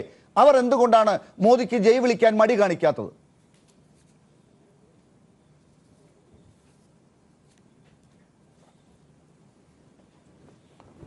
ജയിക്ക് പറഞ്ഞ ഒന്നും ഞാൻ കേട്ടിട്ടില്ല കേട്ടോ ലാല്. ഒന്നും എനിക്ക് കേൾക്കാൻ നേരത്തെ ഇപ്പോഴും കേട്ടിട്ടില്ല. രാജേഷ് പറഞ്ഞ കേട്ടായിരുന്നു, ലാല് പറഞ്ഞ കേൾക്കുന്നുണ്ട്. അതുകൊണ്ട് ജയിക്കെന്ന് പറഞ്ഞ എനിക്കറിയില്ല. ഒരു കാര്യം ഞാൻ പറയാം. ഈ ഇവിടെ രാജേഷ് പറഞ്ഞു BJP മാത്രമല്ല എല്ലാ പാർട്ടികളിലും അങ്ങോട്ടും ഇങ്ങോട്ടും ആൾ പോയി. ഞാനീ പറഞ്ഞത് 2014 ശേഷമാണ് ഇത്ര വ്യാപകമായി രാഷ്ട്രീയ നേതാക്കൾ, പ്രത്യേകിച്ച് സ്ഥാനമുള്ളവർ അല്ലെങ്കിൽ സ്ഥാനം ആഗ്രഹിക്കുന്നവർ പാർട്ടി മാറിയ കൂറുമാറിയ ഒരു കാലഘട്ടം വരെ ഉണ്ടായിട്ടുണ്ടോ? അതിനു മുമ്പ് ആൻറ്റി ഡിഫെക്ഷൻ ലോ വരുന്നതിന് മുമ്പുണ്ടായിരുന്നു. 1987 Rajiv Gandhi anti defection law കൊണ്ടുവന്നതിന് ശേഷം കൂറുമാറ്റം ഏറെക്കുറെ നിന്നിരുന്നതാണ്. അതിനു മുമ്പുണ്ടായിരുന്ന ആയാറാം കെയർ എന്താ ഒരു ഹരിയാനയിലെ ഒരു കോൺഗ്രസ് MLA, അദ്ദേഹത്തിന് ഒരു റാമെന്നായിരുന്നു. അദ്ദേഹം 3 ദിവസം 4 പ്രാവശ്യം വരെ അങ്ങനെ അന്നത്തെ ആഭ്യന്തര ചവാൻ പാർലമെന്റിൽ പറഞ്ഞു ആയാറാം ഗയാറാം, അങ്ങനെ ആ വാചകം വന്നുപെട്ട അങ്ങനെയാണ്. അപ്പോൾ അതിനുശേഷമാണ് 87 ആൻറ്റി ഡിഫെക്ഷൻ ലോ വരുന്നത്. അപ്പം അതിൻ്റെ അർത്ഥം അതിനു മുമ്പും ഈ കൂറുമാറ്റം ഉണ്ടായിരുന്നു. അധികാരത്തിന് വേണ്ടി രാഷ്ട്രീയ പ്രവർത്തകർ സമ്പത്തിന് വേണ്ടിയും കൂറുമാറുന്നത് അങ്ങനെ സാമാന്യവൽക്കരിക്കേണ്ടതില്ല. രാഹുൽ ഗാന്ധി രാജീവ് ഗാന്ധി 87 കൂറുമാറ്റ നിരോധന നിയമം കൊണ്ടുവന്നിട്ടുണ്ടെങ്കിൽ അത് കോൺഗ്രസിന്റെ തന്നെ ഒരു പ്രശ്നം കൊണ്ടാണ്. കോൺഗ്രസിൽ നിന്ന് ആളുകൾ അങ്ങോട്ടും ഇങ്ങോട്ടും പോയത് കൊണ്ടാണ്. കോൺഗ്രസിന്റെ പ്രശ്നം ഒഴിവാക്കാനാണ് ആ നിയമം എന്ന് വേണമെങ്കിൽ പറയാം.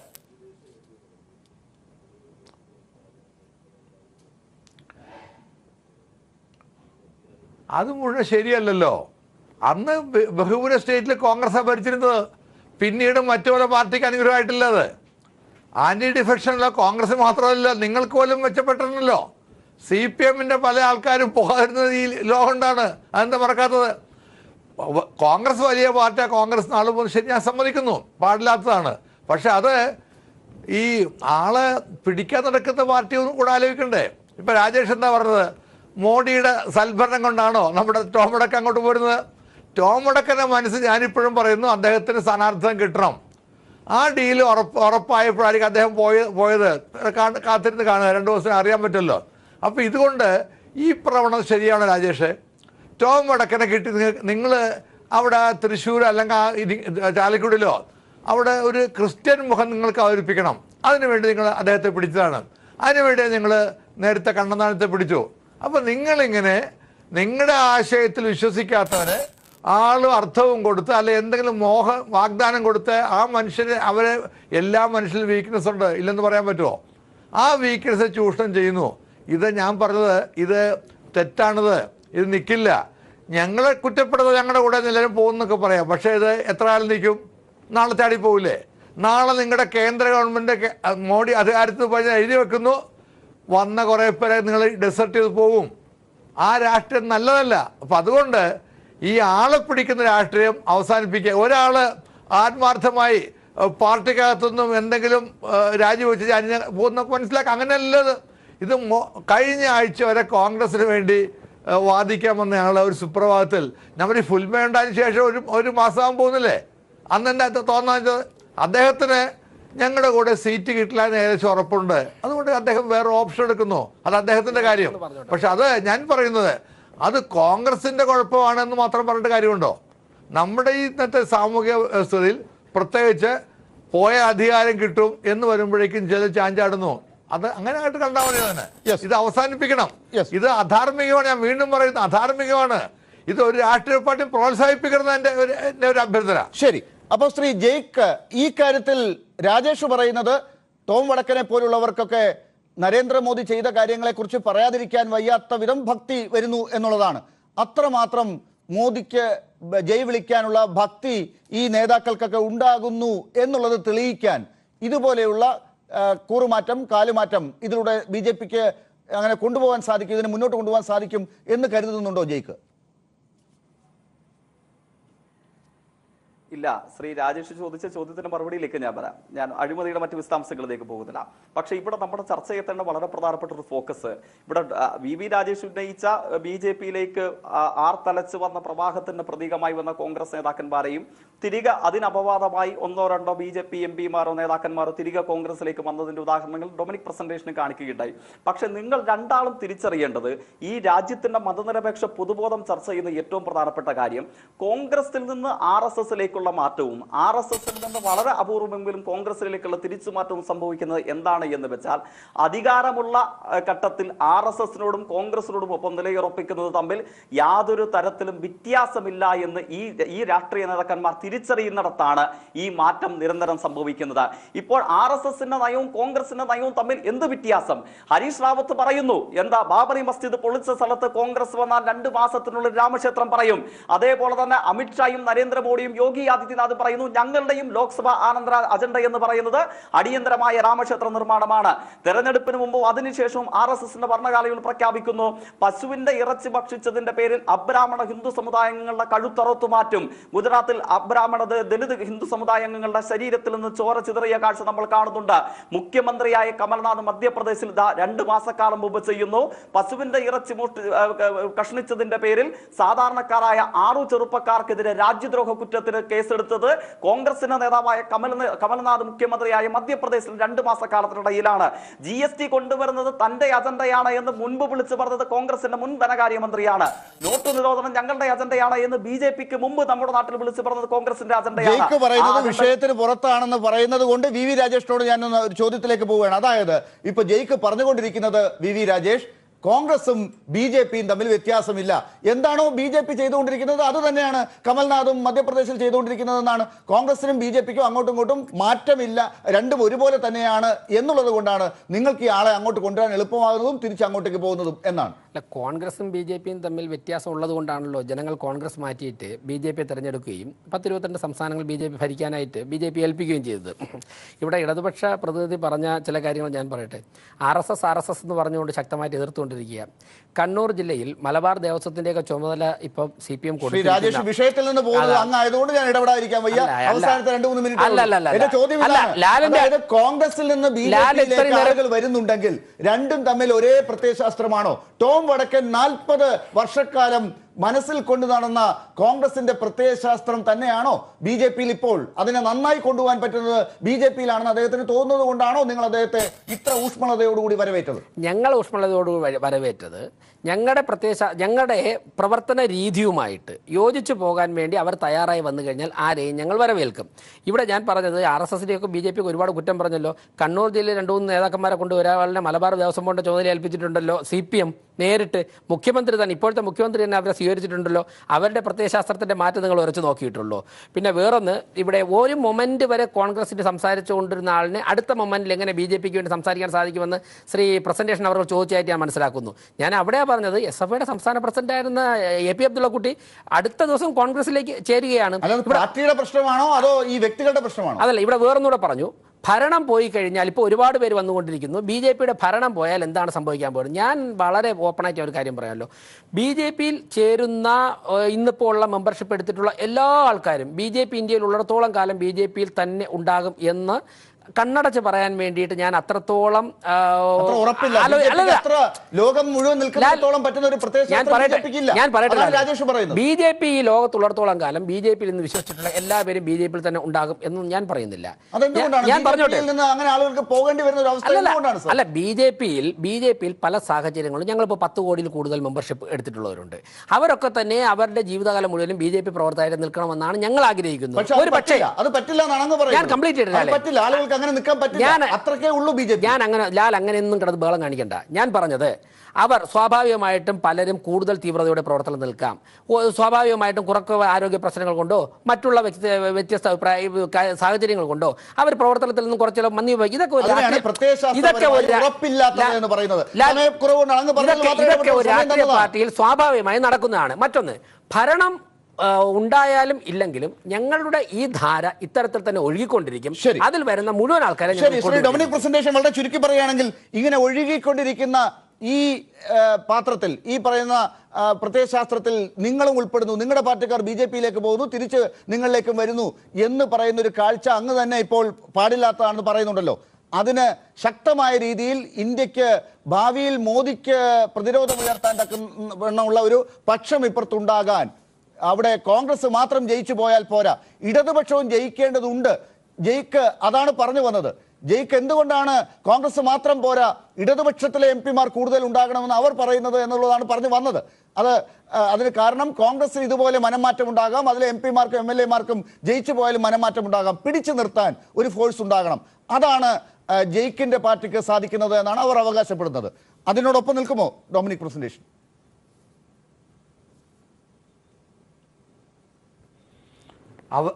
അവരുടെ പാർട്ടിക്ക് സാധിക്കുന്നില്ലല്ലോ. അല്ലേ, എടപ്പള്ളി കൊലക്കേസിൽ പ്രതിയായിരുന്നാണ് വടക്കൂട്ട് വിശ്വനാഥ മേനോൻ. MP ആയിരുന്നു, മന്ത്രിയായിരുന്നു. അദ്ദേഹം നിങ്ങളുടെ പാർട്ടിയിൽ നിന്ന് പോവുക മാത്രമല്ല, BJP സ്ഥാനാർത്ഥിയായി. അപ്പൊ ജയിക്കുക അങ്ങനെ അഹങ്കരിക്കരുത്. ഇടതുപക്ഷത്ത് നിൽക്കുന്നവർക്ക് മാത്രമല്ല, എല്ലാത്തിലും മാറ്റം. ഇതൊക്കെ വ്യക്തി അധിഷ്ഠിതം. പലപ്പോഴും നിങ്ങൾ ചെറിയ പാർട്ടിയായിട്ട് നിങ്ങളുടെ കൂടെ കുറച്ചുപേരെ പോകുന്നുള്ളൂ. ഞങ്ങളുടെ വിശാലമായ ജനാധിപത്യ പാർട്ടിയെ പലരും പോകുന്നു. അങ്ങനെ കണ്ടാൽ മതി. അതല്ലാതെ ഇപ്പം ഞങ്ങളും BJP ഒരുപാട് എന്താ നിങ്ങളുടെ കൂടെ ഒന്നും തരാം. ഞങ്ങളും നിങ്ങളുടെ പാർട്ടിയുടെ ബലം കുറച്ചു കണ്ടില്ല. പക്ഷെ നിങ്ങളുടെ പാർട്ടിയിൽ വ്യക്തിയധിഷ്ഠിതമായി ഇത്തരം നിലപാടുകൾ എടുത്തു പോകുന്നവർക്ക് ഒരു പാഠം കൊടുക്കാൻ MP-മാർ കൂടി ഉണ്ടെങ്കിൽ UPA ഒന്നിനെ നോക്കൂ എന്ന് പറഞ്ഞ് ജയിക്കിനെ പോലുള്ളവർക്ക് അത് ചൂണ്ടിക്കാട്ടാനാകും. ജയിക്ക് ഏറ്റവും അവസാനം 10-15 സെക്കൻഡാണ് ബാക്കിയുള്ളത്. എന്ത് മറുപടിയിൽ ഇത് അവസാനിപ്പിക്കും? ഇല്ല, ഈ ഇത്തരം കൂറുമാറ്റങ്ങൾ ചൂണ്ടിക്കാണിക്കുന്നത് കറയറ്റ രാഷ്ട്രീയ നിലപാട് സ്വീകരിക്കാൻ തയ്യാറാകണം. കോൺഗ്രസിന്റെ ചുവട്ടിലുള്ള ഇലക്ട്രൽ ബേസ് എങ്ങനെ ഒലിച്ചുപോയി എന്ന് ചോദിച്ചാൽ രാഷ്ട്രീയ പാഠവും രാഷ്ട്രീയ നിലപാടും അവർക്ക് പകർന്നു കൊടുക്കാൻ കഴിഞ്ഞിട്ടില്ല എന്നുള്ളതാണ് അതിന്റെ വസ്തുത. ഇപ്പോൾ കേരളത്തിൽ G. രാമൻ നായർ മുതൽ പ്രമീള ദേവി മുതലുള്ള പണ്ഡിതരായിട്ടുള്ള കോൺഗ്രസിന്റെ നേതാക്കന്മാർ എങ്ങനെ ഒരു രാത്രി ഇരുട്ടി വിളിക്കുമ്പോൾ BJP ആയി എന്ന് ചോദിച്ചാൽ അവർക്ക് രാഷ്ട്രീയ നിലപാട് പകർന്നു കൊടുക്കാൻ കോൺഗ്രസിനായിട്ടില്ല. അവിടെയാണ് CPM വ്യത്യസ്തമാകുന്നത്. അവസാനത്തെ അണികളിലേക്കും നിങ്ങൾ പറയുന്നത് ഒരു വാദത്തിന് ഞങ്ങൾ അംഗീകരിച്ചാൽ തന്നെ ഞങ്ങൾക്ക് കേന്ദ്രമന്ത്രി സ്ഥാനം ഓഫർ ചെയ്യാനില്ല, ഞങ്ങൾക്ക് മുഖ്യമന്ത്രി സ്ഥാനം അനവധി സംസ്ഥാനങ്ങളിൽ ഓഫർ ചെയ്യാനില്ല. പക്ഷേ CPM-ലേക്ക് വരുന്ന അവസാനത്തെ അണികളിലേക്കും മതനിരപേക്ഷതയുടെ കറയറ്റ രാഷ്ട്രീയ പാഠം പകർന്നു കൊടുക്കാൻ ഞങ്ങൾക്ക് കഴിയുന്നിടത്താണ് ഈ രാജ്യത്തിന് തന്നെ മാതൃകയാകുന്ന ബദൽ ഉയർത്തിപ്പിടിക്കുന്ന സമരോത്സുക മതനിരപേക്ഷത ഉയർത്തിപ്പിടിക്കുന്ന കേരളം, ഇടതുപക്ഷ രാഷ്ട്രീയത്തിന്റെ ഈറ്റില്ലമായ കേരളം ഇങ്ങനെ നിലനിൽക്കുന്നത്. എന്തായാലും സമയത്തിന്റെ പരിമിതി കൊണ്ട് തന്നെയാണ് ഞാൻ ഇടപെടുന്നത്. ഇത് ആവർത്തിക്കരുത് എന്ന് ടോം വടക്കൻ പോയതിനെ ചൂണ്ടി ഡൊമിനിക് പ്രസന്റേഷൻ പറയുന്നു. ഇത് ആവർത്തിക്കാതിരിക്കാൻ ഇടത് ശക്തികൾ എടുക്കുന്നത് പോലെയുള്ള നിലപാടുകൾ എടുക്കണമെന്ന് ജയിക്ക് പറയുന്നു. എല്ലാ കാലവും BJP-യിൽ ഇവരൊക്കെ ഉണ്ടാകുമെന്ന് ഉറപ്പില്ല. പക്ഷേ ഇത് മുന്നോട്ട് കൊണ്ടുപോകുന്നതിന് വേണ്ടിയുള്ള ഈ അവസരത്തിൽ മോഡിക്കൊപ്പം ഇവർ വരുന്നത് കാണേണ്ടതുണ്ട്. ഇനിയും വരുമെന്ന് രാജേഷും പറയുന്നുണ്ട്. നമുക്ക് വരും ദിവസങ്ങളിൽ ചർച്ച ചെയ്യാം. ഈ ചർച്ചയിൽ ചേർന്നതിന് VV Rajesh, Shri Dominic presentation, Jake C. Thomas, എല്ലാവർക്കും നന്ദി. ന്യൂസ് ആൻഡ് വ്യൂസ് അവസാനിക്കുന്നു. നമസ്കാരം.